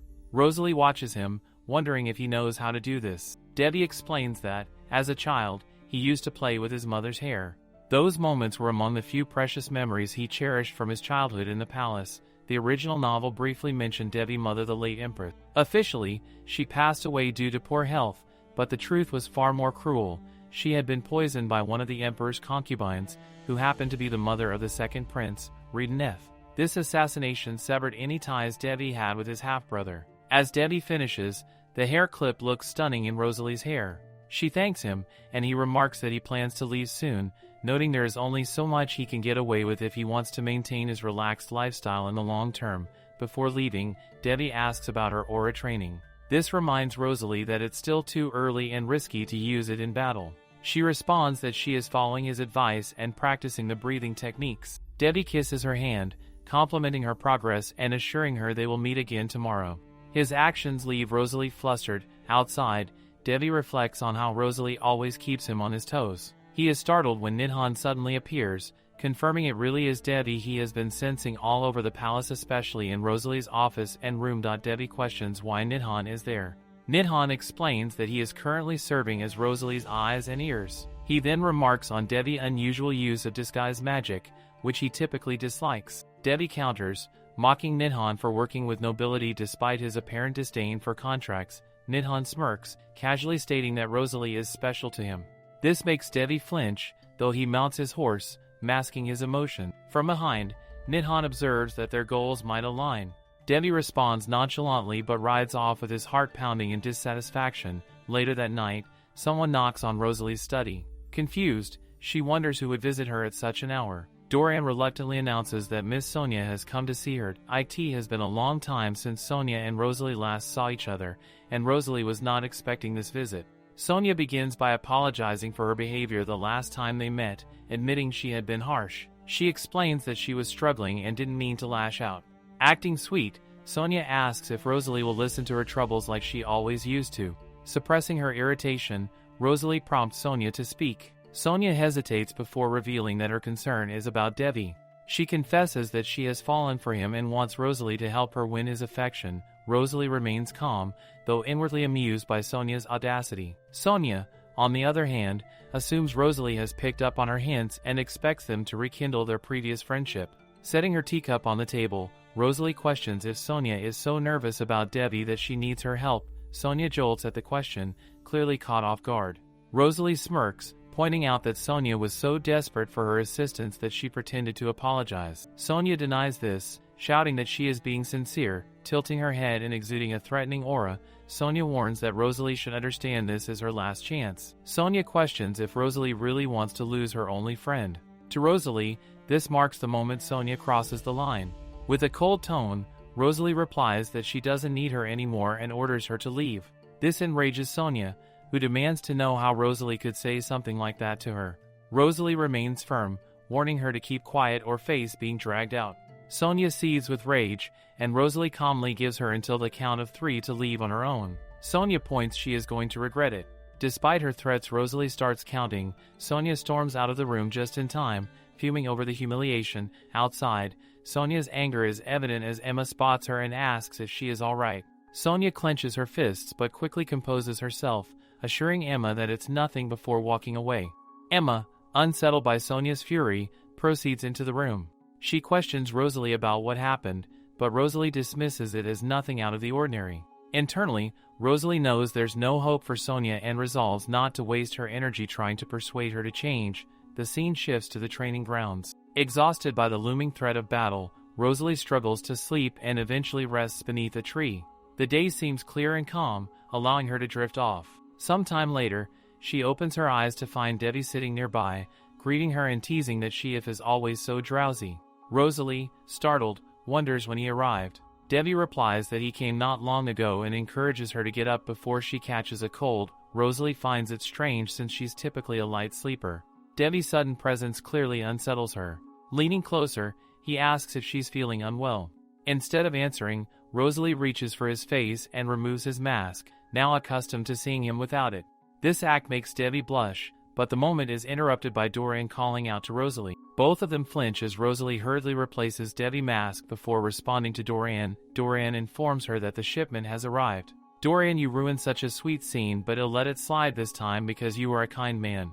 Rosalie assures him she's on her way and departs, leaving Debbie behind. He removes his mask once more, pondering whether she truly is as unaware of her effect on him as she seems to. At the warehouse, Aaron welcomes Rosalie, confirming that all the promised quantities have arrived. Rosalie orders the team to dispose of the existing inventory and begin using the new weapons immediately. Among the shipment is a mysterious box that wasn't part of the order. It comes with a letter. Rosalie opens the box to discover grenades. The letter wishes her success and explains that the grenades, created by wizards, are a gift. It also notes that the explosives may be exactly what she was hoping for. Rosalie had previously requested a portable explosive magic device as a contingency plan, and luck seems to be on her side. Recognizing their potential, she orders Arthur to store the grenades securely and ensure no one touches them. As Rosalie gives her instructions, she notices the knights staring at her. Arthur reassures her that they aren't upset. On the contrary, they've been admiring her more than ever. Rosalie finds this surprising, but Arthur elaborates that her recent accomplishments, including saving a knight from Bella's wrath, have earned her their respect. Even the masked ghost, Debbie, seems unable to rival her in their eyes. Rosalie raises an eyebrow, wondering if this is truly how they feel.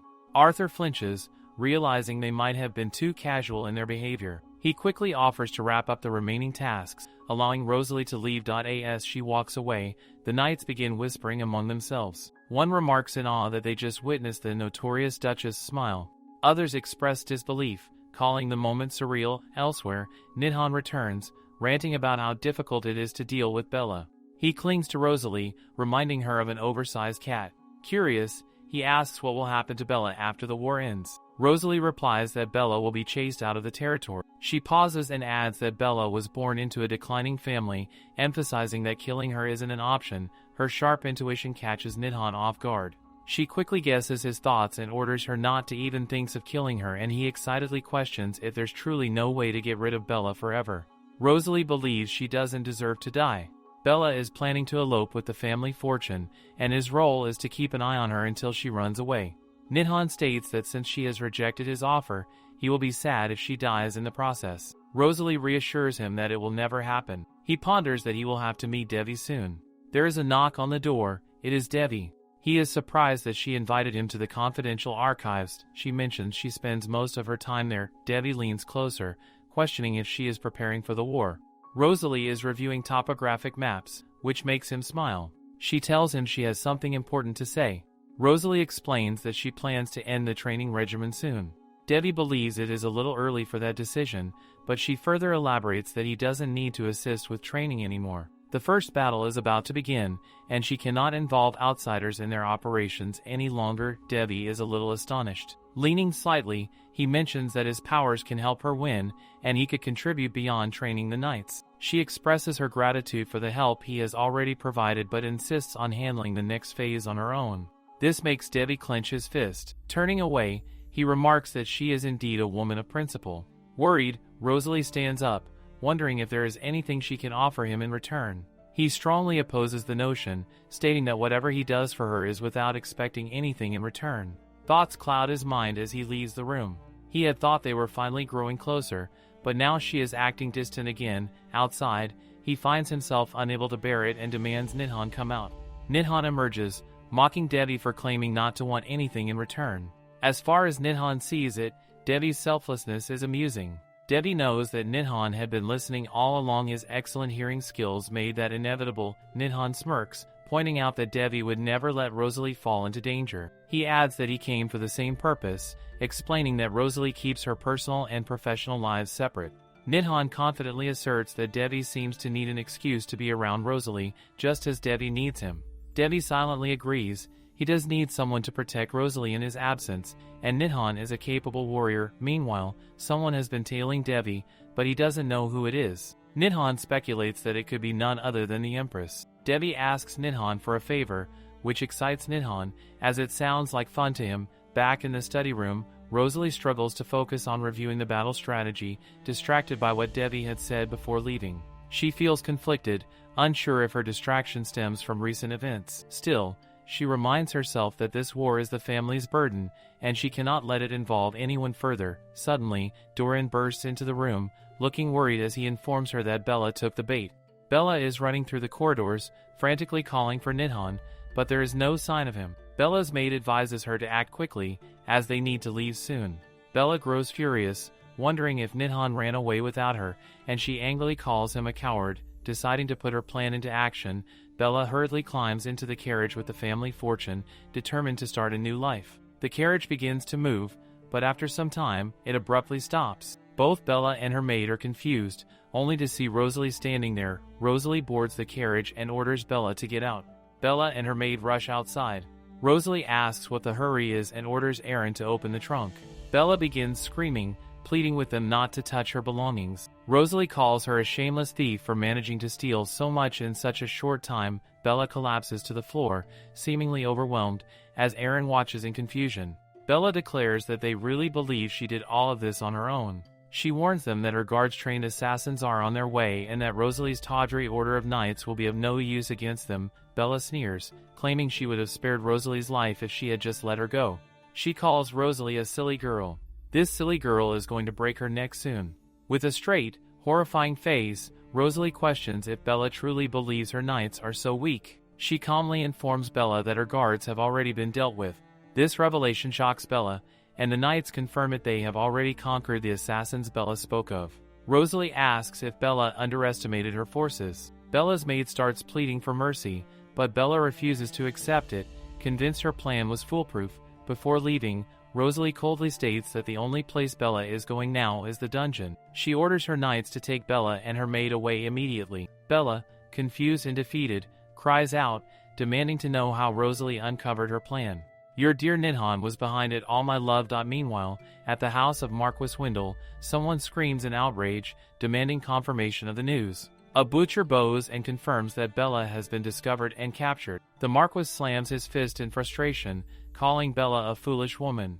He grits his teeth, furious that she has created such a mess. After reassuring him everything was under control, the Marquis resolves that they must act before the Judarite family does. Declaring war against the Judarites, he orders his men to send word to that person, stating that he needs to meet with her. He adds that without her, they will not be able to win. Back at the Judarite estate, a knight hesitantly asks Rosalie if they are really proceeding with the plan, voicing doubts since the enemy's best shooter is said to be unmatched. Rosalie confidently seconds the plan, pointing out that the Marquis will likely plan to attack them soon.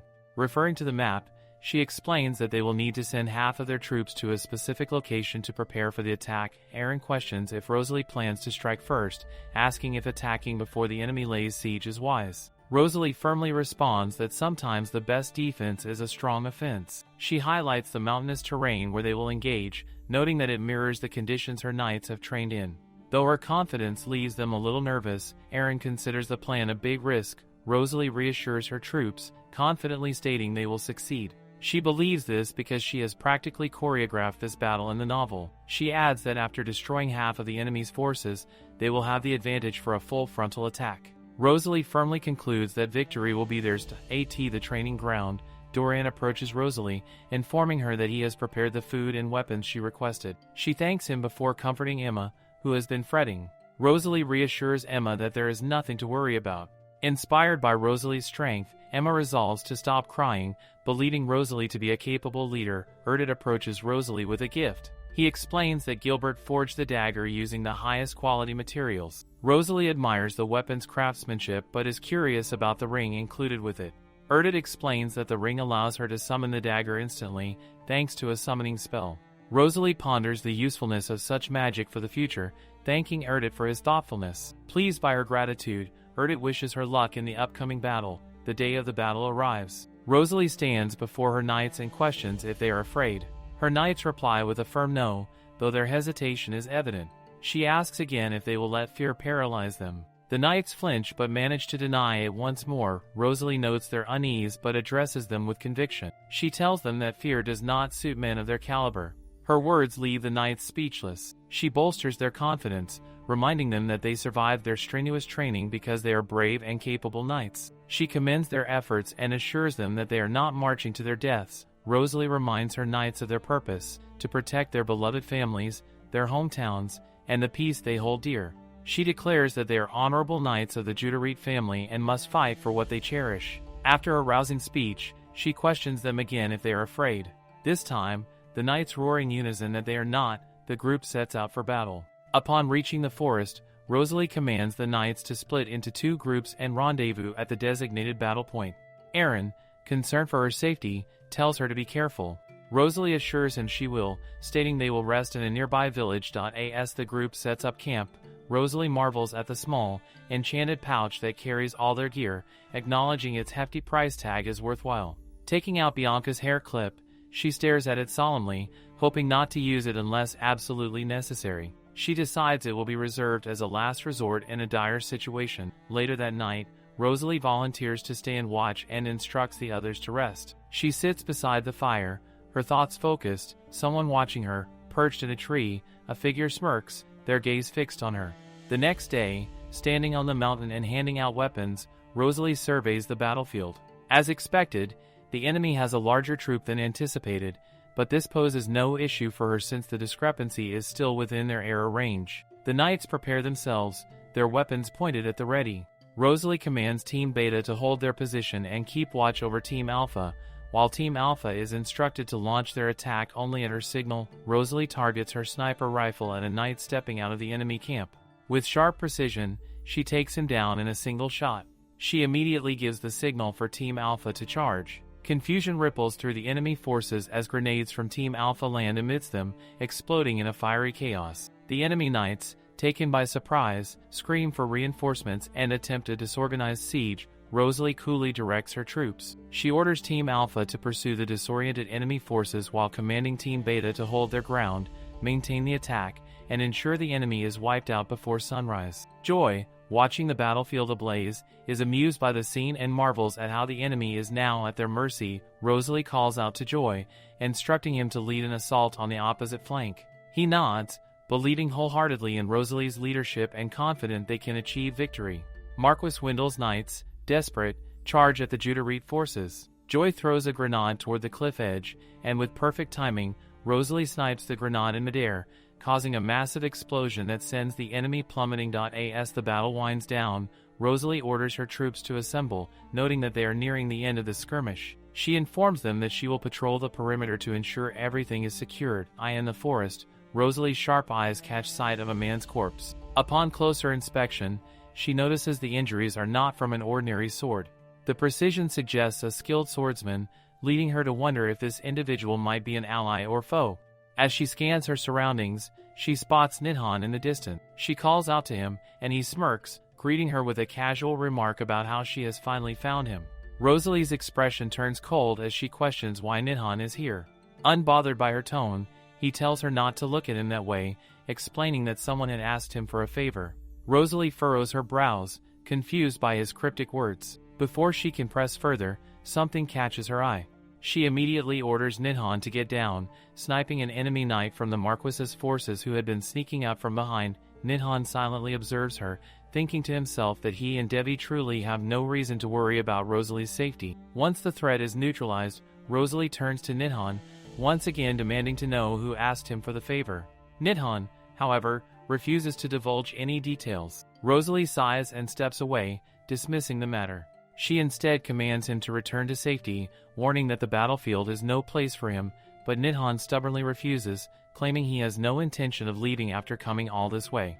Rosalie pauses before voicing her concern, reminding him that he could easily get hurt or even killed if he stays. Nidhan merely laughs, brushing off her worries, and remarks that it would be an honor to die by her side. Rosalie, unimpressed, shoves him back, sternly telling him that war is not a game. Nidhan stares at her for a moment before grabbing her arm.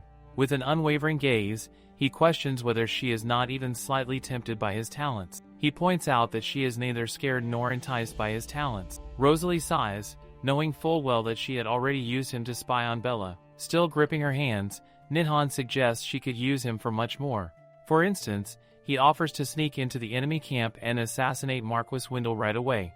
He even adds that he would willingly kill anyone she wants to eliminate. Rosalie stares at him for a moment before pulling her hand free. She doesn't know what answer he was expecting, but she firmly tells him she prefers to handle things herself. That's why she instructs him to stop bothering her and return home. Nidhan looks at his hand and then calls out for her to wait. Rosalie shakes her head at his stubbornness but decides to let it be for now. Just then, Joy approaches, informing Rosalie that they've tallied the numbers. She acknowledges him and orders the heavily injured to be sent back to the mansion while the rest of the troops are to march forward. Joy glances at Nidhan, curious about his presence, and questions who he is. Rosalie curtly responds that Nidhan is someone who shouldn't be here. Nidhan, with his usual dramatic flair, remarks that Rosalie is as cruel as ever. Joy, confused by the exchange, decides to take his leave. Later that night, Joy expresses confidence that victory is within their grasp. However, Rosalie remains cautious, knowing that every war holds unforeseen variables. As they speak, a messenger pigeon arrives with a note. The message is from Aaron, who confirms that his team is marching forward without any issues. Rosalie feels relieved, confident that they will be able to join forces by tomorrow. She tells Joy to get some rest, then walks over to Nidhan and informs him that he can sleep at the camp for the night but must return home tomorrow.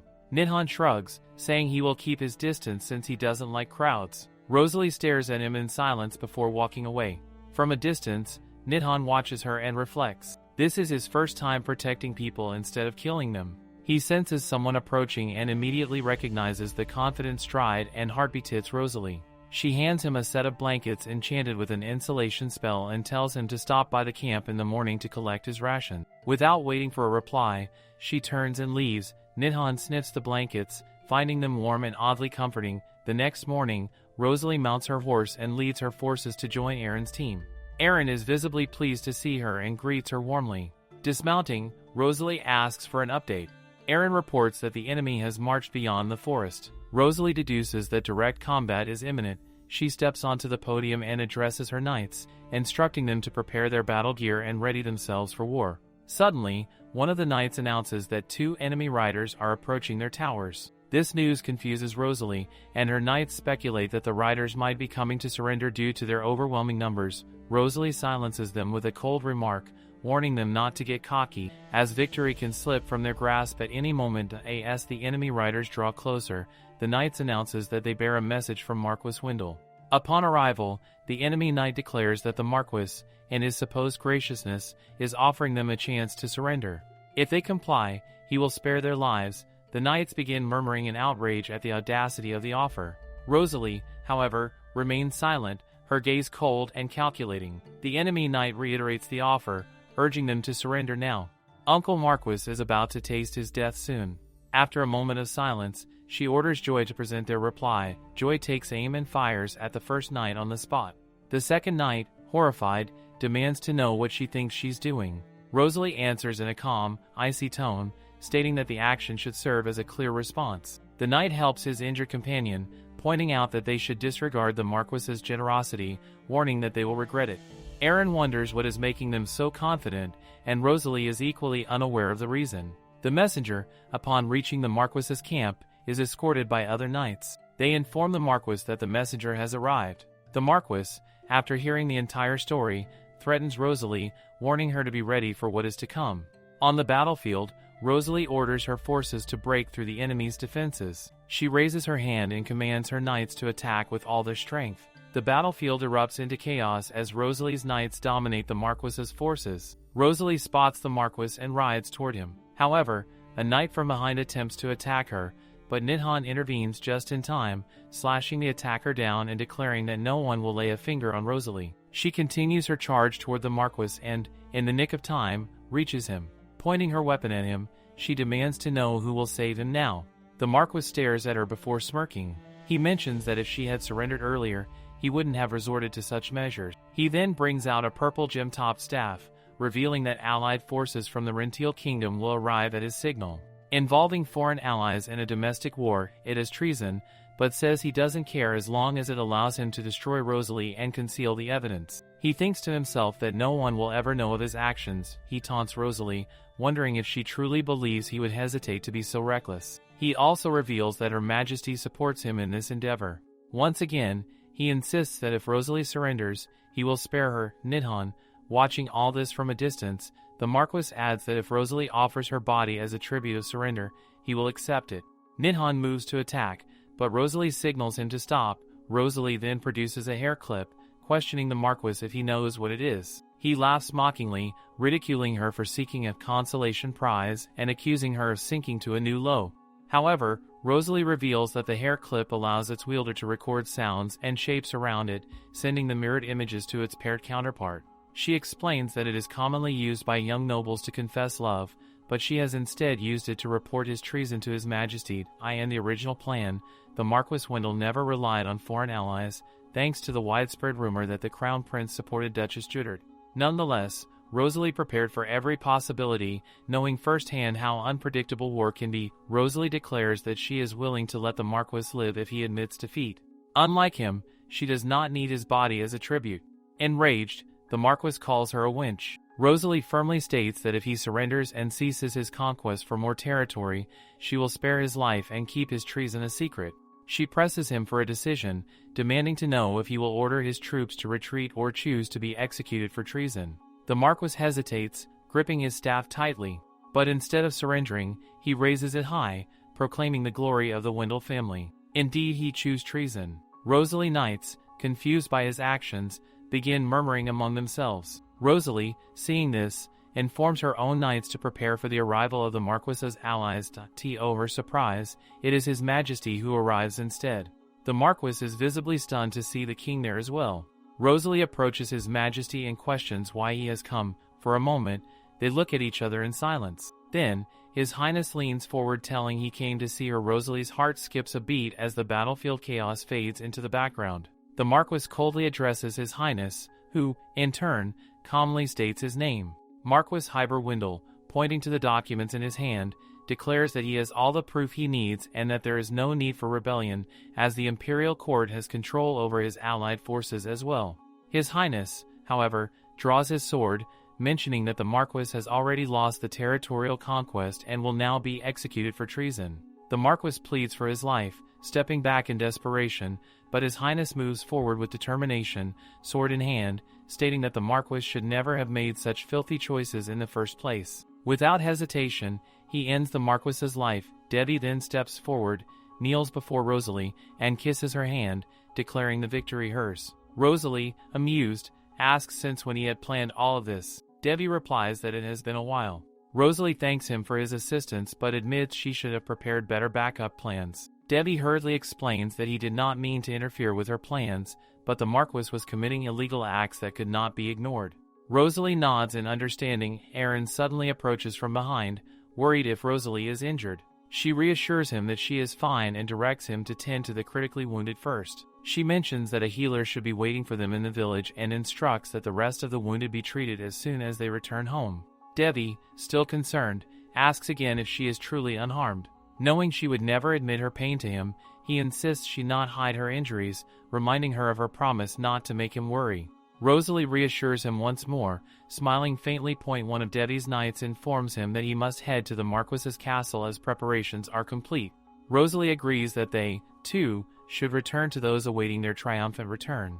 Upon their arrival, the crowd erupts into cheers for Rosalie. Doran congratulates her on the victory, but she immediately redirects everyone's attention to the wounded, reminding them that they are the priority. A group of healers arrives, assuring Rosalie that they will take care of the injured. However, these are not the healers Rosalie had hired. Nidhan suspects they must have been sent by Devi. Emma comes from behind and embraces Rosalie, relieved and happy for her safe return. Erdit runs to Rosalie, congratulating her on her victory. She pats him gently, thanking him. The news of Rosalie's victory soon becomes the talk of the capital. Later, Nidhan hops through the window, curious about what Rosalie is doing. She replies that she is working. Nidhan notices the stack of letters she is writing and asks if that is her work. Rosalie explains that they are condolence letters for the families of the deceased. Nidhan is confused, as he believes they barely lost any soldiers. Rosalie, however, insists that even if only a handful of knights were lost, she will send condolence funds and erect a plaque in their memory. She refuses to let anyone believe their sacrifices were in vain, reminding him that each knight was someone's son or brother. Nidhan stares at her in silence for a moment, struck by her sincerity. Suddenly, there is a knock at the door. It is Aaron, coming with a suggestion. Knowing Rosalie plans to head to the capital in a few days, he proposes hosting a banquet to celebrate their victory before they leave. The idea had not crossed Rosalie's mind, but she agrees and assigns the task to Doran. Knowing time is short. A few hours later, Nidhan peeks into the room and notices Rosalie still working. He questions whether she plans to rest, pointing out that she has not taken a single break since the battle. Rosalie, slightly annoyed, asks if he has been surveilling her. Nidhan defends himself, explaining that it is not his fault as it can't be helped. His concern deepens, as he believes she will work herself into exhaustion at this rate. Rosalie, however, snaps back, stating she is not so weak that a few hours of lost sleep will make her ill. Nidhan, frustrated, picks her up. Rosalie struggles, pleading with him to let her go, but her punches lack strength, proving her exhaustion. Without another word, he places her gently on the bed, pointing, "B will wake her up in few hours." Rosalie protests, insisting she be woken up in an hour. Nidhan agrees, though his expression suggests otherwise. As she closes her eyes, she tells him not to watch her while she sleeps. Nidhan, watching her peaceful yet serious expression even in slumber, mutters a quiet goodnight. A post-war party is being held to celebrate the victory. Rosalie looks stunning. Emma asks which earrings she would like to wear. Rosalie explains that she is attending a post-war celebration, not a ball, but reassures Emma that her formal regalia as a knight is beautiful enough. At the party, Rosalie raises a toast, thanking everyone for their hard work and heroism, which defended the Jewroot legacy. She encourages everyone to enjoy themselves, and the lively atmosphere of the celebration is clear. Everyone is having a great time. Erdit's eyes catch Rosalie, and he compliments her formal regalia.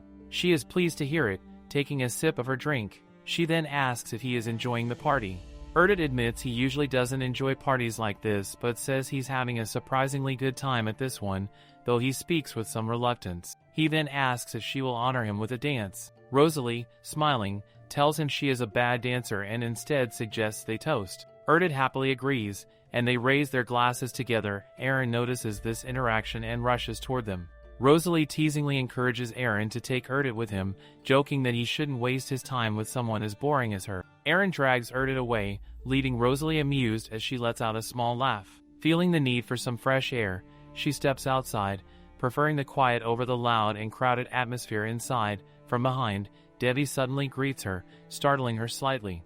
However, Rosalie is now used to his habit of appearing out of nowhere. This confuses Debbie, who asks what she means by a jump scare. She explains it's like seeing a ghost, but internally notes that the movie reference might be lost due to cultural differences. Debbie compliments how stunning she looks in her formal regalia for the victory celebration dinner.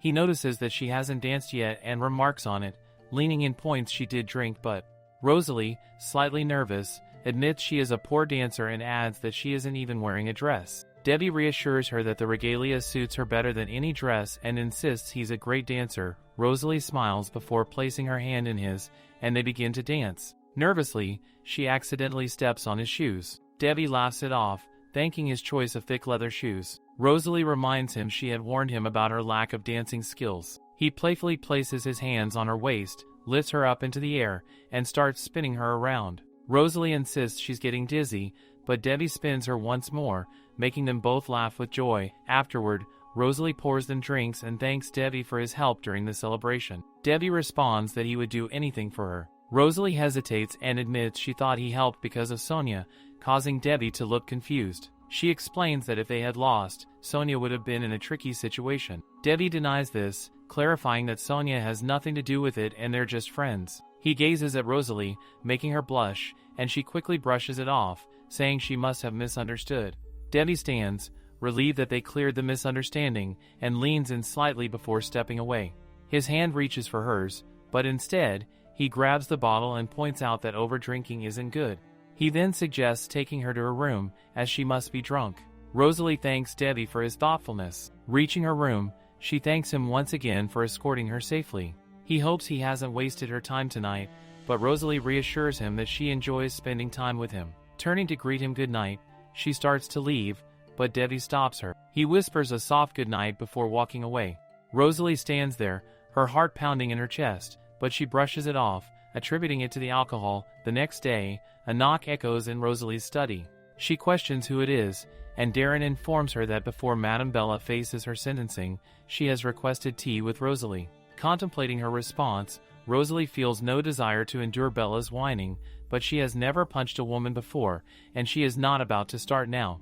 With a dismissive wave, she orders the tea to be brought to her office. When Bella enters Rosalie's office, she sees Nidhan standing behind Rosalie and immediately accuses him of betraying her, claiming he told her he loved her. Unfazed, Nidhan replies that it was a lie, he was merely pretending to love her. Bella becomes hysterical, swearing to kill him. Rosalie, calm and resolute, announces that Bella is no longer a part of their family. She declares Bella will be stripped of all her assets and banished from the dukedom. Falling to the floor, Bella pleads desperately, begging for another chance, reminding Rosalie that they share a mother-daughter relationship. Rosalie coldly questions whether Bella still deserves to call herself a mother after the way she abused and exploited her. She points out that Bella should be thankful for being spared, considering her embezzlement of funds and her plot to incite war against her. Bella, unwilling to return to the life of a commoner, becomes enraged. Muttering to herself, she blames Rosalie for everything. Deciding she won't die alone, Bella lunges at Rosalie, determined to kill her. Before Bella can act, Nidhan steps forward and slashes her down. Rosalie, stunned, demands to know why he did that. Nidhan explains that Bella was trying to kill her. She had been holding poisonous herbs in her hand and likely planned to force them into Rosalie's mouth. Aaron confirms Nithan's explanation, adding that even the smallest amount of the poison could be lethal. Both agree that Bella should have been executed long ago, as her obsession with revenge made her a constant threat. Rosalie reflects on the situation and concludes there is only one person who could have smuggled poison to Bella within the palace: Callie, a maid. Rosalie orders her men to find Callie and declares her a wanted criminal. She instructs them to alert other families and report any sightings of her. Both Darren and Aaron affirm her commands. As Rosalie walks away from Bella's lifeless body, she muses that she had been merciful in sparing Bella's life, but Bella ultimately forfeited her chance to live. Leaving her office, Rosalie encounters Erdit, who beams when she says she was looking for him. She explains that she can't use her office for work and needs to relocate to the library. In the library, Erdit, visibly annoyed, questions whether they should have confidential documents around a man of dubious background like Nidhan. Nidhan, unimpressed, mocks him, claiming Rosalie already knows everything about his past. Erdit remains dissatisfied, asserting that Nidhan is a bad judge of character. Rosalie watches the interaction, noting that the two clearly don't get along. Erdit complains that Nithan's presence distracts Rosalie from her work. Nidhan, unfazed, winks and retorts, "Who cares?" This irritates Erdit further, prompting him to demand an explanation for Nithan's behavior. Nidhan counters, believing Erdit was the one who started the argument. Frustrated, Rosalie commands both of them to be quiet, and they fall silent immediately. Later, Rosalie discusses her plans with Erdit. She explains that when they receive indemnity from the palace, she wants to use the funds to improve the living standards of the citizens in the dukedom. Nidhan offers to devise a project plan, and Rosalie smiles, admitting she was looking forward to it. Nidhan peeks at Ira, distracted because of the loud sound of his heartbeat. The next morning, the maids are seen preparing the carriage as Rosalie gets ready to leave for the castle. She entrusts the castle to Aaron's care. Aaron, however, once again asks if she is certain about not taking any guards with her. Rosalie assures him that she will be fine since Nidhan is accompanying her. Annoyed by Nithan's presence, Erdit reluctantly wishes her a safe trip. Before departing, Rosalie instructs Erdit to take care of the castle, expressing her confidence in his abilities to handle things better. As the carriage departs with a magic barrier, it safely reaches the capital. Upon arrival, His Highness steps forward and offers his hand to Rosalie. Amused by how unfazed she seems to see him, he remarks on their meeting. Rosalie extends her hand and wonders aloud if he had been waiting for her. He reminds her that they promised to spend time together once she came to the capital. Just then, Nidhan steps forward and hugs Rosalie from behind, casually telling Debbie that their plans might need to change as he intends to spend time with Rosalie. However, Rosalie clarifies that the person she promised to meet is Miss Bright. Nidhan, undeterred, insists he will still accompany her since it is his duty to protect her. Debbie, not to be outdone, offers to join them as well. Rosalie quickly dismisses the idea, stating that she has personal matters to discuss with Miss Bright and will go alone. Both men are left stunned, questioning whether she truly does not want their company. Before leaving, Rosalie suggests that they entertain each other in the meantime. At Bianca's place, Bianca greets Rosalie warmly, clinging to her like a cat. It has been a long time since they last met, and it seems Bianca had been eagerly waiting all day for her arrival. Worriedly, Bianca asks if Rosalie is tired and begins ranting about her concern for her friend. Rosalie, however, cuts her off, asking if she can hand over the hairpin first. Surprised and slightly flustered, Bianca questions why Rosalie never mentioned this earlier. Rosalie demands to know if Bianca is certain she did not see anything suspicious. Bianca admits she doesn't know what it is but confirms that she followed instructions as told. Rosalie fears that if anyone discovers Bianca's involvement in the war, she could face unexpected dangers. Rosalie reassures Bianca with a pat on her shoulder, praising her for doing a good job. Bianca, visibly relieved, inquires about Rosalie's well-being. Rosalie reassures her that she is all right. Curious and excited, Bianca abruptly asks about the rumors involving Rosalie and the Crown Prince, particularly the story about him kneeling to her during the battle. The question makes Rosalie flinch. She dismisses the claim, stating they are just close friends, and quickly asks where Bianca heard such gossip. Bianca explains that it has been the talk of the salons and that a royal guard allegedly witnessed the event firsthand. Bianca finds it hard to imagine His Highness kneeling for anyone, given his aloof and charismatic nature, which some find intimidating even when he smiles. She remarks that such traits are precisely why many women are enamored with him. Rosalie reflects silently, noting that in the original plotline, Debbie was not meant to be approachable. Tilting her head thoughtfully, Bianca comments that his demeanor was one of the reasons she initially admired him, but assures Rosalie that she likes her much more now. Bianca insists that Rosalie spend the entire day with her since it has been so long since they last met, and Rosalie agrees. At the dining table, Mr. Bright greets Rosalie, and she greets him in return. He encourages her to call him Bennick since he is currently serving as a royal guard. Bianca playfully suggests that Bennick join them for dinner, explaining that she has been bored with her entire family away visiting their lands. When Rosalie questions why Bianca did not join them, Bianca admits that she enjoys the hustle and bustle of the busy city. Bennick, lost in thought, wonders if His Highness truly did all of this for the Duchess. He recalls how His Highness's face seemed to soften every time her name was mentioned. Bennick's gaze lingers on Rosalie, prompting her to ask if there is something he wishes to say. Embarrassed, he quickly apologizes for making her uncomfortable. Bianca, worried again, asks Rosalie if she sustained any injuries. Rosalie reassures her that she is fine and questions Bianca's concern. Bianca explains that seeing the scar on her brother's face always pains her heart. Rosalie, however, insists that a scar is a medal of bravery and evidence of courage, which impresses Bennick. Later that evening, as Rosalie prepares to leave, she reassures Bianca that she does not need to escort her outside, citing the cold weather and the proximity of her carriage. Bianca had initially planned to have her brother escort Rosalie, but he had gotten drunk since he is a lightweight. Before Rosalie departs, Bianca advises her to go straight home, warning about armed thieves roaming the city.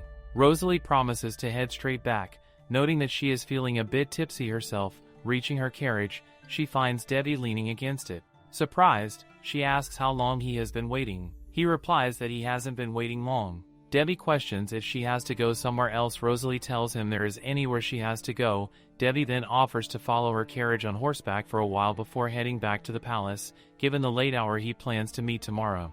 Rosalie glances at him, wondering if he had been waiting to escort her home.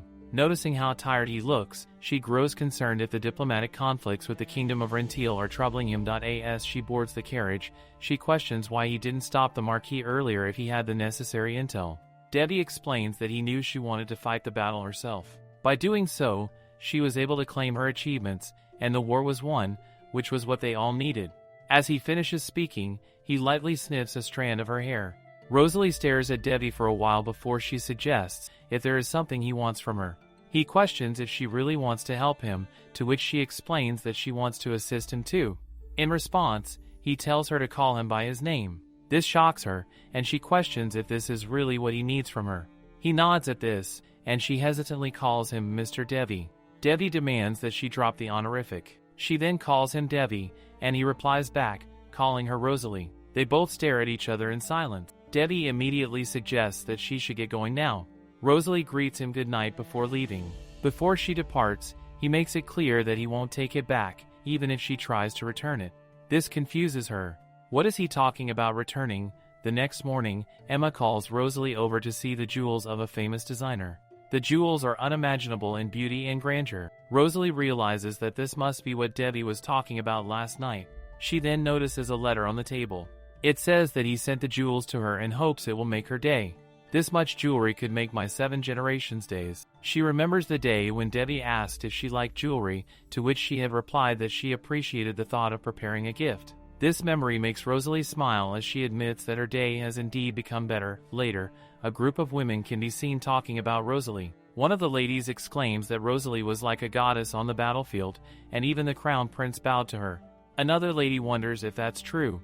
This reminds them of the rumor that Rosalie is Sonia's friend. Sonia confirms that they have been friends since childhood. Someone then asks Sonia if she has heard anything about the battlefield, such as what happened with the crown prince. Sonia states that Rosalie has been quite busy and there isn't much that would pique their interest. However, this raises questions among them. They all wonder aloud, what could it be? Sonia remarks that just a few months ago, Rosalie could hardly kill a fly. Isn't it strange that she led an army into battle? Another woman agrees, saying it's true that Rosalie has always been timid, unable to look people in the eyes. and would tear up at any criticism. She used to hide behind Sonia. Sonia then remarks that the rumors must be true. It's not like the Duchess would claim the royal army's achievements for herself. This makes everyone think that the rumors must have been exaggerated. They mockingly speculate whether Rosalie would stoop so low as to claim the royal army's achievements as her own. That, they agree, would be disgraceful behavior and make her unworthy of her title. As murmurs spread against Rosalie, all stemming from Sonia's single remark, Bianca slams a newspaper onto the table and insists they need to do something about it. Rosalie prompts her to calm down, but Bianca is unable to contain her frustration. Rosalie explains that so far, the rumors have had no material effect on her, but Bianca suggests tracing who started the rumors. Bianca explains that one of her friends at the salon told her about it, so it must have originated from there. Bianca urges Rosalie to stop the rumors immediately, but Rosalie believes they will die out on their own. Bianca counters, saying that rumors, if left uncorrected, become unspoken truths and could tarnish Rosalie's reputation. Rosalie reflects on her order of knights, who have quietly cooperated for the sake of the dukedom, even when faced with death on the battlefield. Normally, she doesn't care about idle chatter, but this particular rumor bothers her. Bianca wonders if there's nothing they can do. She suggests that the best way to silence a rumor is to cover it with a bigger scandal. Rosalie agrees and instructs Bianca to hold a salon event for her. She also mentions that she would like to meet Bianca's brother, Sir Bank. Later, Nathan runs toward Rosalie, asking if he can stay with her now. Meanwhile, Devi questions Rosalie, saying he heard that Bianca dropped by. Rosalie explains that there's a strange rumor going around, which is why she has to hold a salon party. Devi suggests issuing an official decree, but Rosalie dismisses the idea, saying an official decree won't stop people from talking. That's why she plans to cover the rumor with a greater scandal. Devi asks when the salon event is. She tells her in less than 4 days. Devi then advises her to wear one of the jewels he gifted her. He assures her that anyone she chooses will work. 4 days later, at the salon, a carriage stops, and Rosalie is informed they have arrived. Sonia can be seen there too. Bianca, spotting Rosalie, calls out to her. Everyone starts murmuring, speculating about what made Rosalie attend the salon. Her jewelry sparkles brightly, drawing attention. Sonia glares at her, amused to see her attending the salon. All the ladies in the salon are unable to believe that Rosalie has actually come, wondering if she has heard the rumors. As expected, salon is the best place to spread such rumors. One of the women cautiously peeks at Rosalie and asks if it is true that she plans to join them. Rosalie responds with a composed smile, saying she has heard that this event is popular with many and hopes her presence isn't an intrusion. Bianca happily exclaims that it is not the case at all, but another lady, visibly uneasy, hesitates before responding. The lady eyes are suddenly drawn to Rosalie's necklace, and she is astonished to see the rare diamonds from La Rocoche. She is deeply impressed, knowing that the previous owner had once claimed she wouldn't sell those jewels for all the riches in the world. The woman wonders how Rosalie managed to acquire them, while Bianca, with a knowing smile, exclaims it must have been easy for her after all. She is the Duchess of Juderoot. Bianca laughs at the hype surrounding Rosalie. She points out that, according to a recent rumor, Rosalie is not in a position to be proud. The lady addressing her is Madame Median, a woman with connections to the Wendell family. Rosalie demands an explanation, and Median sarcastically remarks on how a duke in decline could suddenly find the strength to overpower the rising star. The Wendell family, Rosalie, wondering who would believe such baseless gossip, questions if Median is frustrated because the family she is close to lost to her. Since Median seems uncertain about Rosalie's power, Rosalie provocatively offers to prove her strength by demonstrating her mastery of aura. Median scoffs at the idea, laughing at the absurdity of Rosalie claiming to be a master of aura. However, she is soon stunned as Rosalie activates her aura, leaving everyone around them chattering in shock. Rosalie, exuding confidence, declares that she has no idea where such baseless rumors started, but as the Duke, she will not stand for such nonsense. For this reason, she warns everyone to watch their words, adding that if they do not, she and her knights will personally ensure they can no longer spread falsehood. Median attempts to respond, but before she can, there is a knock on the door. With permission to enter, Bank, the head of the Imperial Order of Knights, steps in and excuses his intrusion. He announces that he is there to address the recent rumor that threatens to tarnish the palace's reputation. Bank informs them that by the time the Imperial Knights intervened in the war, Rosalie's forces had already conquered the Marquisate. He requests that they refrain from disgracing the Imperial Order by claiming it took undue credit, especially based on an unverified rumor. Bain further reveals that His Highness personally gifted jewels to Rosalie in recognition of her achievements, pointing out that she is currently wearing one of those jewels. This remark causes Rosalie to flinch as she realizes why Devi asked her to wear one of his gifted jewels. She graciously expresses her gratitude for His Highness's generosity. Bain then takes his leave, assuring them that he will not bother them further. The room falls silent for a moment, but then the ladies laugh it off, agreeing that it is better to trust knights than baseless rumors. They begin to praise Rosalie, commending her for receiving a personal gift from His Highness's significant achievement. In a complete shift of attitude, the ladies quickly warm to Rosalie, pretending they never truly believe the rumors. This sudden change feels awkward to Rosalie, and she glances at Bianca, who begins clapping and praising her. Bianca also points out that, apart from the necklace Rosalie is wearing, His Highness has an extensive jewelry collection. She is so absorbed in her praise that she fails to notice Rosalie sneaking out. Outside, Rosalie calls out to Bank, who stops to explain the sudden announcement. However, Rosalie cuts him off, asking if Devi ordered him to make the statement. Bank admits that he didn't have time to inform her beforehand as it was a sudden decision. Rosalie brushes it off and thanks him for his assistance, offering to repay him in any way he wishes. Bank humbly declines, stating that he only spoke the truth and needs no repayment.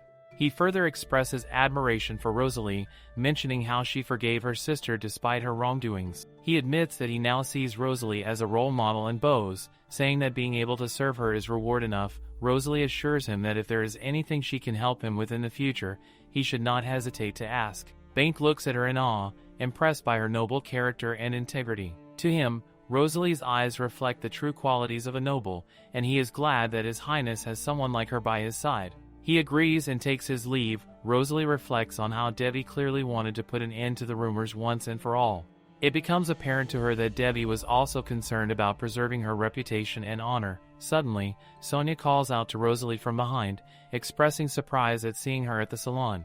With uneasiness in her eyes, Sonia apologizes for her involvement in the rumors but adds that she is glad the matter has now been resolved. Rosalie laughs and mocks Sonia's statement, but she eventually agrees that Sonia is right.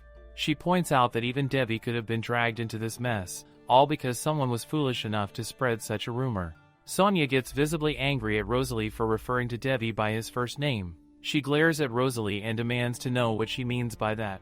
Rosalie explains that if people started to believe the rumor over time, Devi could have ended up as the powerless crown prince who had his victory stolen, or worse, people might suspect he had accepted a bribe from the dukedom. Rosalie is now certain that the source of the rumor is someone who harbors malice toward her and has enough credibility to spread it effectively. Sonia, on the other hand, is struggling to hide her nervousness, but Rosalie is perceptive enough to see through her. As Rosalie walks past Sonia, she adds a sarcastic remark, suggesting that the rumors might even boost her reputation, pretending to be thankful to the unknown source of the rumors. The next scene shows Rosalie receiving another batch of letters, signaling that she has become the center of attention in high society. Attending all the high society events has been exhausting for her. Dorian, noticing her fatigue, suggests that if she plans to pull another all-nighter, he will send her tea to help relieve her exhaustion. Abruptly standing up, Rosalie smiles and announces that she needs to head out, adding that she has someone to meet today. Later that night, Devi jumps over the wall and lands gracefully on the ground beside where Rosalie is standing. He politely calls out her name, but the sight of her there startles him. Panicked, he asks if something has happened to her. Rosalie reassures him that everything is fine. Curious, Devi wonders aloud if she came to make another deal with him. Amused, Rosalie feels a pang of sympathy for him and states that since he always comes to see her, she thought it was time for her to visit him instead. This unexpected gesture makes Devi's heart race, and he feels relieved that nothing serious has happened to her. Rosalie stares at Devi for a moment and suddenly praises his smile, causing him to blush. Embarrassed, Devi brushes off the compliment. Rosalie then questions where he was headed. Devi replies that he was going to his usual place for the night. Intrigued, Rosalie wonders if she could join him. Though surprised, Devi sees no problem with it, and they decide to go together. As they walk up a set of stairs, the path is shrouded in darkness. Concerned, Devi insists that Rosalie hold onto him. She obliges, giving him her hand. As they ascend, Rosalie notices how large Devi's hand is, thinking that it seems strong enough to wield the family sword. When they reach the top, Rosalie is captivated by the breathtaking view. Devi notices her amazement and remarks that while she praised his smile earlier, he finds her smile even more beautiful. They lock eyes for a moment, and Rosalie's heart starts to race. Feeling the moment grow awkward, she quickly changes the subject, mentioning that Sir Bank had said something interesting at the salon. She asks Devi if he had done something on behalf of the dukedom. Devi explains that he had observed how tirelessly she and her knights worked day and night to prepare for the battle, and he couldn't stand to let a baseless rumor tarnish their hard work. Rosalie is shocked, realizing that Devi had done all of this to protect their honor and reputation. As they continue their conversation, Devi points towards something in the distance, noting that he can see her manor from here. He admits that he sometimes stands there at night, looking at her manor and wondering what she might be doing. Rosalie chuckles at his confession and points that if he's so curious, leaning towards him promotes he should simply visit her whenever he wants. Rosalie reassures Devi that if he is playing hooky, she won't tell anyone. Devi looks at her in admiration. From above, Rosalie is able to see the cafe Bianca had once mentioned, saying it was very good.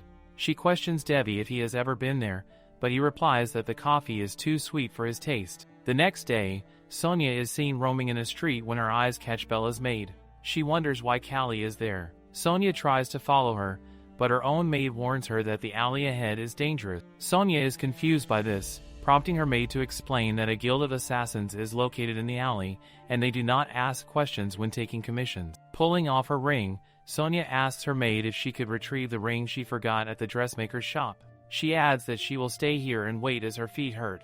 The maid, concerned, believes it would be dangerous to leave Sonia alone, but Sonia feigns sadness, explaining that the ring is a gift from her mother. Trapped by Sonia's overacting, the maid, still worried, removes her robe, hands it to Sonia, and instructs her to cover her face before dashing away. Sonia gazes in the direction Bella's maid went. The scene shifts to Bella's maid being thrown to the ground by Sonia, who demands to know what she is doing there. The maid, Callie, demands to know who Sonia is. Removing her hood, Sonia reveals herself and mocks Callie, asking if she recognizes her. Callie flinches at the revelation. Sonia moves closer, questioning why Callie is running away from her, assuring her she is not here to harm her. Finally, Callie speaks, saying Sonia is Rosalie's friend and might want to kill her as well. Sonia knows that no one paid attention to Bella's death because of the territorial war, and she suspects that is why Callie might have come to the guild. With dramatic flair, Sonia expresses pity for Callie, who now has no one to look after her. She knows Callie came to the alley to hire assassins for Rosalie, so Sonia deliberately makes her feel more frightened, hinting that Rosalie might find her and kill her too. This terrifies the maid. Sonia, knowing this, uses it to her advantage as Rosalie's closest friend. Placing a hand on Callie's shoulder, Sonia reveals that Rosalie had told her, before killing Bella, she trampled and toyed with her. The maid trembles with anger. Sonia remarks it was unfortunate, and then takes out a money bag, dropping it on the floor. Callie looks at the bag, realizing she could use the money to avenge Bella's death by targeting Rosalie. As Sonia walks away, she overhears a bickering match between the assassins and Callie over the money. She ponders that all she did was drop her money pouch, but worries about what might happen if Callie gets caught. Glancing back, Sonia considers that she might already have a plan for that scenario. At the Assassin's Guild, a man informs Callie she will receive the news soon. Callie demands they make it quick. She feels a sense of happiness, knowing she is finally able to avenge Bella. As Callie walks away, Sonia is seen following her from behind. Suddenly, Sonia pushes Callie and informs her about a carriage waiting nearby, pointing out that in case of risk, she can eliminate the risk herself. Nidhan finds it unexpected to hear that Rosalie is evacuating. She has no other choice, as Emma is obsessed with spring cleanliness. Leaning closer to Nidhan, she points out that even though it's crowded here, it's quite peaceful, so it isn't bad for him, right? This makes him blush, and he questions whether she came to the bookstore because of him. Rosalie seconds that thought. Nidhan grins, realizing she's more considerate than he initially thought. She glances at him mockingly, teasing that it's too bad he only realized it now. As Rosalie touches the library shelf, her hand brushes against someone else's. Sonia. Taking a book from the shelf, Sonia remarks how strange it is to see Rosalie at the library. Rosalie replies that it shouldn't be uncommon to see other people from high society in the capital. Sonia glares at her, noticing Rosalie doesn't even veil her distaste. However, Sonia smirks and takes her leave, wishing Rosalie to take care. Rosalie sharply responds that she doesn't need her concern and suggests she should be on her way. Sonia growls, angered by Rosalie's rudeness, as she was only trying to be polite. However, Rosalie believes Sonia doesn't realize how impolite it is to raise her voice in a library. Clenching her fists, Sonia mutters to herself, frustrated that her attempt to be kind has been dismissed. She leaves with a promise that Rosalie will pay for this. As Sonia passes by, Nidhan notices her peculiar scent. Rosalie questions what he means by that, and he explains that Sonia's scent is uncommon. Flipping through the book pages, Rosalie speculates that Sonia might have created the fragrance herself. In the original story, Sonia was known to be obsessed with flowers. Brushing the thought aside, Rosalie wonders if any book has caught Nithan's attention so far. Nidhan mentions his plan to take a round of the area, as he finds the atmosphere to his liking. However, he can't shake off a bad feeling, his thoughts returning to Sonia's scent. Back at the palace, Emma informs Rosalie that she has prepared everything to refit her dresses. Rosalie, busy with other matters, tells her she'll simply buy new ones. Emma thinks it can't be helped, mentioning that some designers have sent new dress catalogs. Rosalie agrees and encourages Emma to buy some dresses for herself too. Emma tries to insist further, but Rosalie cuts her off, telling her to pick whatever she likes before leaving for her office. Meanwhile, Nidhan prepares to retire for the night and asks if he can still use the room at the end of the hall. Rosalie allows him to use the room while they remain at the manor, curious about how he likes it. He assures her that he likes it very much, particularly because it's soundproof. Pleased, Rosalie encourages him to rest up. Later that night, Rosalie reflects on how the manor feels colder than her castle back in the dukedom. Deciding to wrap up her work, she prepares for bed. Suddenly, someone leaps into her room through the window, and a sharp sword is drawn. The intruder points the blade at the sleeping Rosalie. As he lifts the sword to strike, Rosalie calmly speaks, startling him by stating that she didn't allow him to enter her room. Shocked, the assassin's sword grazes her arm as she pushes him away and grabs her own weapon. Rosalie's sword clashes against the assassin's blade, and he begins to worry about how a mere aristocrat possesses such remarkable skills. Rosalie mocks him, asking if things are going as planned. Despite her confidence, she knows he is a formidable opponent, and the wound on her shoulder begins to burn. Nidhan from behind questions Rosalie if the man is her guest. She responds that she has no interest in violent guests. Nidhan notices her injured shoulder and confronts the assassin, stating that he hurt Rosalie. He declares that the intruder must be ready to pay the price. Nidhan, with a swift motion of his sword, throws the intruder to the ground. He grabs him and begins punching him relentlessly. To Rosalie, Nidhan appears even more of a brute than she had imagined. Suddenly, Rosalie starts feeling dizzy. Meanwhile, the intruder begs Nidhan for mercy. Nidhan, hearing Rosalie's weakening heartbeat, panics and turns back. He sees her sitting on the floor, clutching her wound. The wound is starting to take on a peculiar color. Realizing something is wrong, Nidhan quickly grabs a bedsheet and mentions that the assassin's blade was laced with poison. He hurriedly wraps her wound and declares that she needs an antidote immediately, along with rest for a few days. Rosalie counters, insisting she can't rest because she has an important meeting with His Highness the next day. Nidhan argues that she cannot go in her condition. Assassins do not use ordinary poisons, and her life could be in danger. However, Rosalie explains that since childhood, she has trained her body to resist poisons. She tells Nidhan she doesn't mind enduring a little pain, as finding an opportunity to meet His Highness is rare. She cannot afford to lose this chance, especially since the truth about the Tita mines might be revealed before her next audience. At that moment, Dorian and Emma rush into Rosalie's room, alarmed by the news of her injury. Rosalie asks Dorian if they have any painkillers or antidotes. Dorian immediately leaves to fetch them, while Emma, filled with worry, expresses her concerns. Rosalie reassures her that she will be fine. Nidhan, however, remains visibly anxious, knowing that the poison could take a toll on her. The next day, Rosalie sits in the carriage, her body aching with pain. When the carriage arrives at the Imperial Palace earlier than expected, everything is eerily quiet. Deciding to find a place to rest, she suddenly hears people chattering nearby. Devi, surrounded by a crowd, appears unimpressed by those around him. To Rosalie, he looks deeply unhappy. When Devi notices her, he questions what she is doing at the palace. Before she can respond, others in the crowd recognize her as well. One of them remarks on the coincidence of meeting her there and mentions knowing the previous duke. Rosalie dismisses the idea of any connection between herself and the previous duke. She notices the greed burning in their eyes, which might explain Devi's evident displeasure with them. Rosalie states that she has something important to discuss with Devi.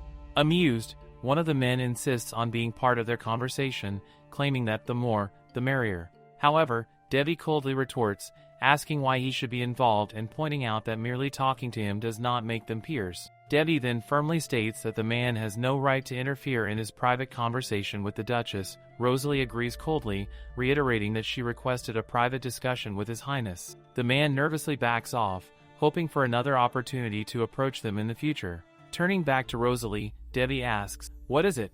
She explains that she stepped in because he didn't seem pleased with the crowd around him and acted on impulse. Debbie, however, rephrases his question, asking how she is doing. He notes that she doesn't look well and wonders if she has caught a cold. Rosalie flinches, surprised at his perception, but Debbie explains it was obvious at first glance. Without hesitation, he places his hand on her forehead and finds she is running a fever. Concerned, he asks if she has taken medicine. Rosalie informs him that it is not a cold but that she was poisoned. Debbie shouts, demanding to know who dared harm her. She mentions that someone attempted to take her life the previous night, but Nidhan dealt with the attacker. She adds that she will handle the matter once she recovers. Debbie clenches his fist, frustrated by her nonchalance. Rosalie assures him she is fine, but Debbie insists she should have rested, even if it meant postponing her visit to His Majesty. Rosalie explains that postponing is not an option. Aware of her determination, Debbie decides to expedite the audience with the Emperor, knowing that the poison will worsen with time. He instructs her to follow him. Reaching the meeting room, Debbie asks Rosalie to wait outside. She nods, recognizing it is for the best, as the painkillers she took earlier are starting to wear off. After some time, Debbie returns, signaling her to enter. When she questions whether he managed to pull the meeting forward, Debbie confirms he did. She enters the room to find Patrick Vladek, the Emperor of the Kingdom of Misha, seated on the throne. Bowing deeply, she greets His Majesty and wishes for the kingdom's eternal glory. The Emperor orders her to lift her face. As he observes her, he remarks that she must be the woman his son knelt for.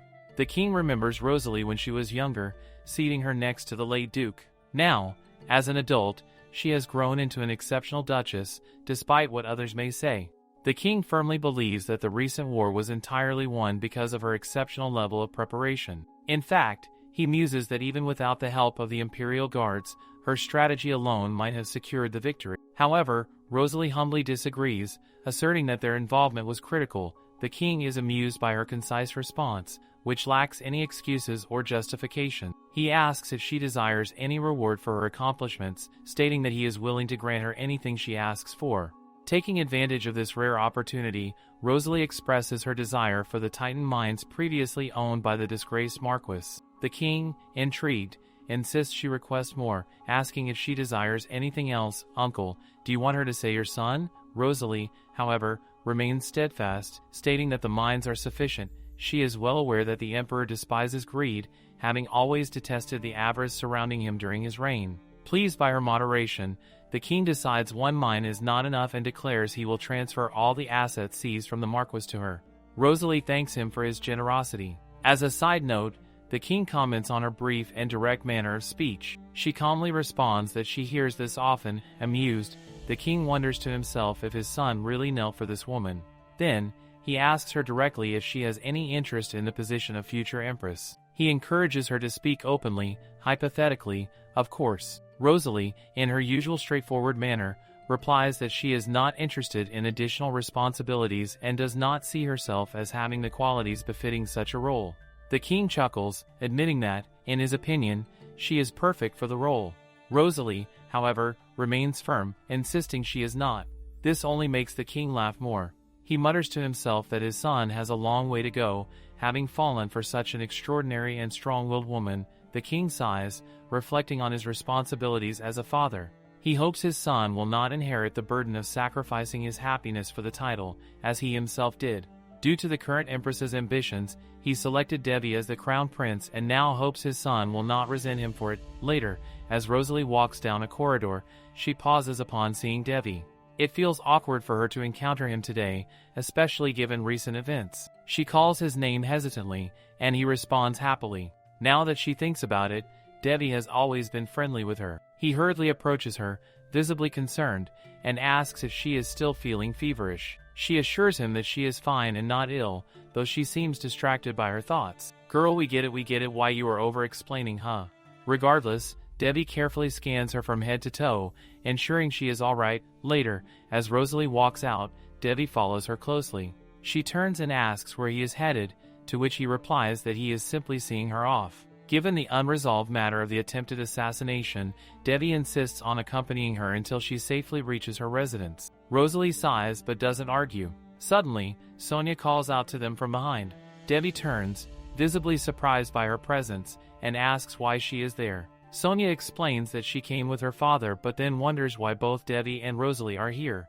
Devi calmly informs her that Rosalie had an audience with His Majesty today. Sonia scoffs, remarking that Rosalie survived because the assassins failed to do their job properly, calling them useless fools. Devi curtly suggests they talk another time as he and Rosalie are in a rush. Sonia flinches at his dismissal, watching them leave as she clenches her fists and grits her teeth in frustration. As Rosalie's carriage moves forward, Devi rides behind on his horse, questioning Nidhan about any findings regarding the assassination. Nidhan confidently asserts that Rosalie must have informed Devi of something significant. Smirking, Nidhan adds that he was planning to meet Devi today anyway. He reveals that the Assassin's Guild has a notorious reputation and hints at more information. Devi clenches the reins of his horse, determined to end their reign of terror that very day. At the dukedom, Joey expresses concern about Rosalie's well-being. She reassures him that she is fine and urges him to focus on external affairs. She then questions why Erdit is present. Erdit explains that he returned upon hearing news of the poisoning incident. He mentions that he has resolved an urgent issue but is cut off by Rosalie, who firmly reminds him not to neglect his responsibilities again. She emphasizes that his duty is to oversee the castle and dukedom in her absence. Erdit, undeterred, remarks that she can scold him later but insists on escorting her inside first. That night, Emma presents Rosalie with a medicine vial, explaining that His Highness sent it, claiming it to be an antidote. Emma admits she barely recognized him earlier, as he was wearing a robe. Taking the medicine, Rosalie smiles, wondering when Devi had the time to procure it and marveling at how he continues to support her. Elsewhere, a man is being beaten. One of his attackers demands to know why they failed to assassinate Rosalie. Devi, grabbing the man by his collar, demands the name of the person who ordered the assassination. His determination burns as he vows to protect. Nidhan, resting beside them, calmly advises Devi not to kill the man before they extract the name. The man, choking and gasping for air, desperately explains that they do not know who commissioned the hit.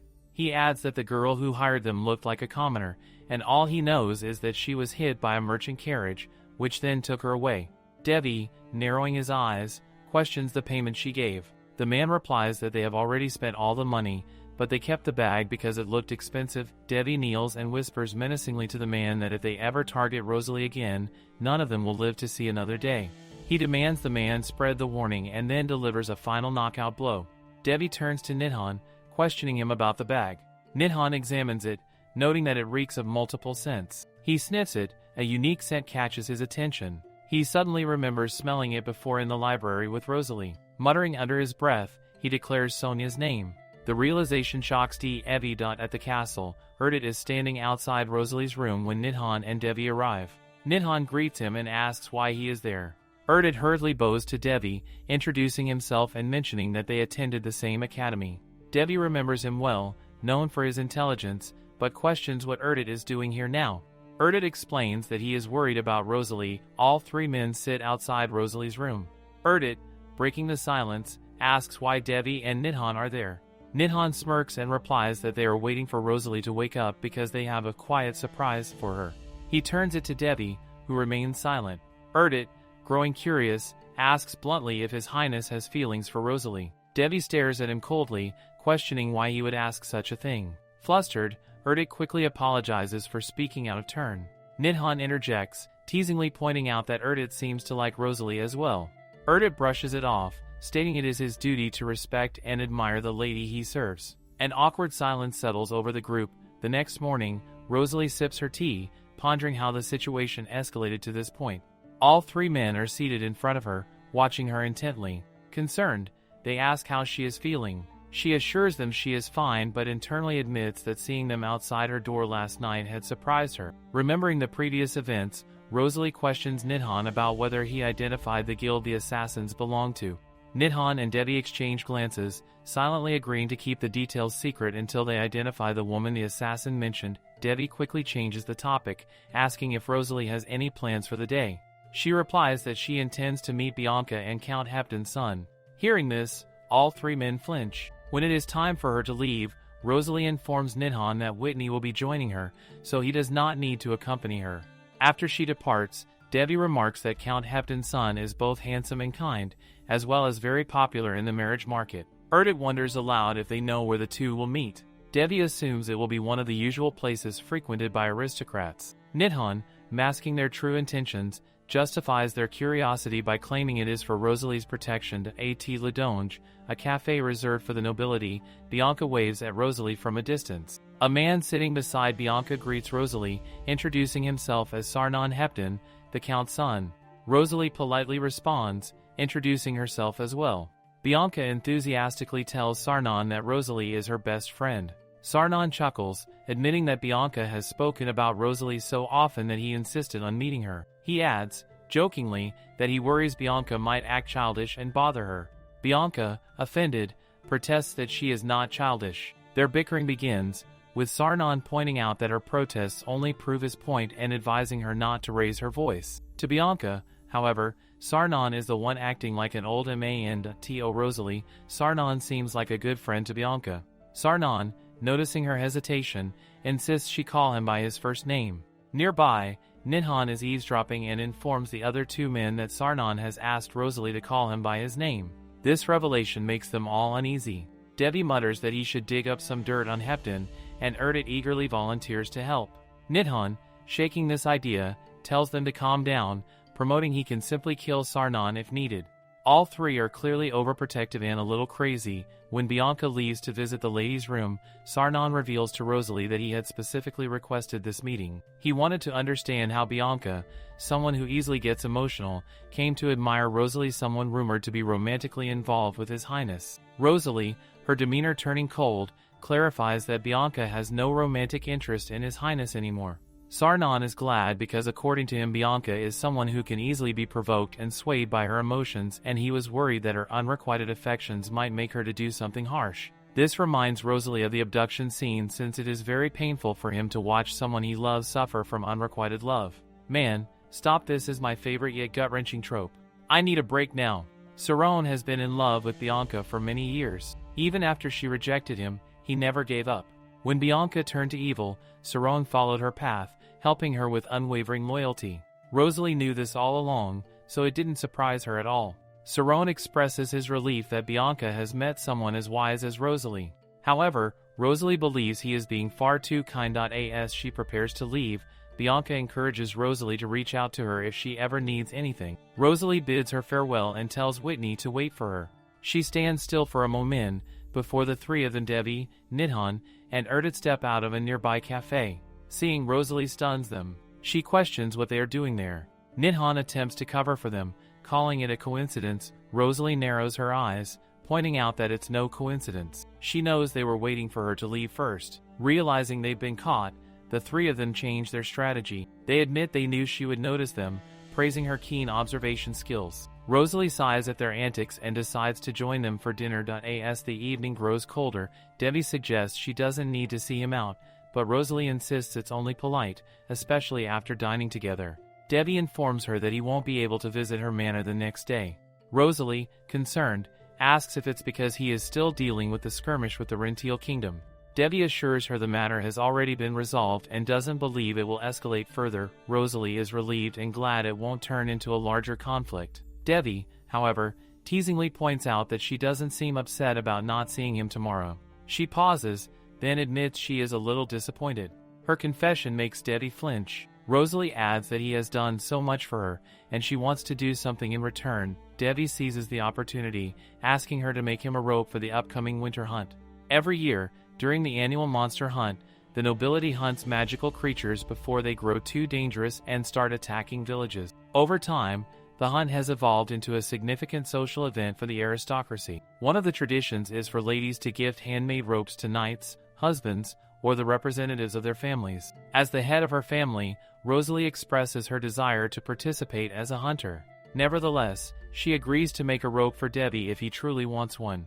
This makes him incredibly happy, and he assures her that he doesn't care what it looks like. Finally, he urges her to go inside before it gets colder. As Debbie prepares to ride off, Nidhan calls out to him, asking if he can speak with him. Debbie allows it. Nidhan questions whether Devi is planning to bring Rosalie to the palace. Devi flinches at the question. Nidhan admits he has been wondering about it for some time because it's clear Devi is serious about Rosalie. Nidhan explains that he loves Rosalie and he admires Devi for saving him. That's the reason he cares deeply for both of them. He knows that Devi often compares the palace to a prison. Nidhan fears that if Devi brings Rosalie to such a life, he may regret it and feel guilty. Devi acknowledges the truth in his words. He has faced countless death threats since losing his mother and has long stopped trusting anyone at the palace. He doesn't want to drag Rosalie into such a life. Nidhan, however, urges him to think it through carefully. The next morning, Rosalie is informed that Callie has been found. She learns Callie is with Countess Steve, having collided with her carriage and only recently regained consciousness. Nidhan pleads with Rosalie to allow him to guard her today.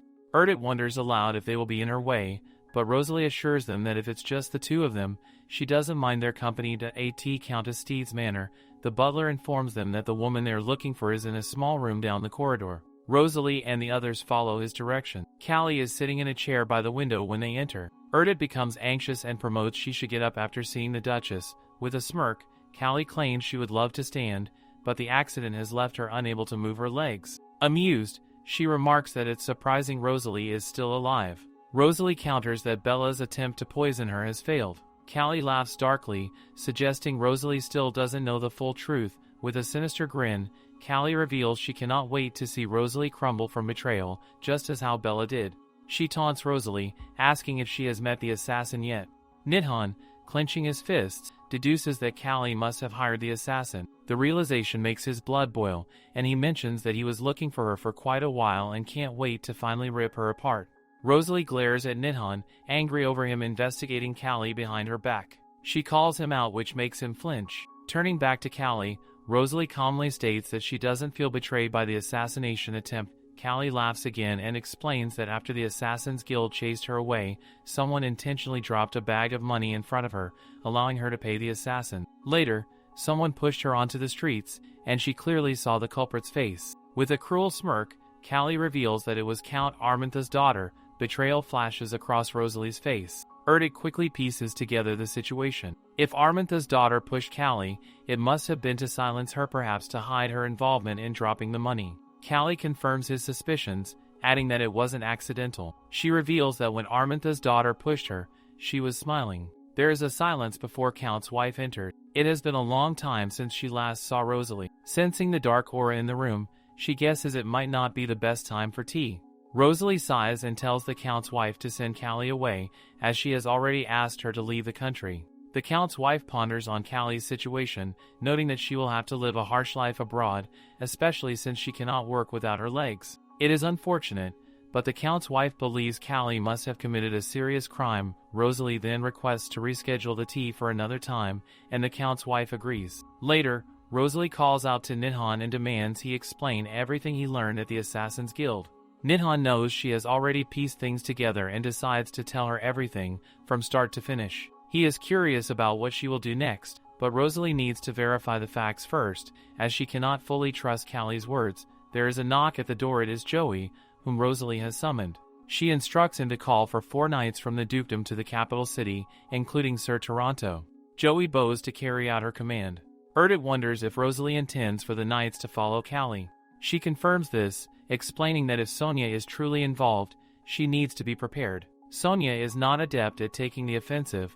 If provoked, she will crumble, and Rosalie plans to exploit this weakness. Nidhan questions if she is going to tell Devi about its Rosalie replies she won't. Nidhan is curious as to why she will not tell Devi about this. Rosalie explains that Sonia is still a dear friend to Devi. If Devi becomes sad or torn over this issue, it would make her uncomfortable. She plans to inform him later. Once everything is resolved, the scene shifts to Rosalie in the flower room. Nidhan questions what she is doing, and she responds that she is cutting the props for her plan. Nidhan wonders if she means the leaves. Erdit then explains a myth about the thick, coarse leaves of the Satina rose. Long ago, a terrible demon ravaged a village, and a brave soul plucked the leaves of a Satina rose from the desert, stabbing the demon in its sleep. Due to this myth, Satina roses are known as flowers that fend off evil. Intrigued, Nidhan picks up a leaf and asks what Rosalie plans to do with them. She reveals they will serve as her secondary weapon. She then informs Nidhan and Erdit that neither of them can accompany her today.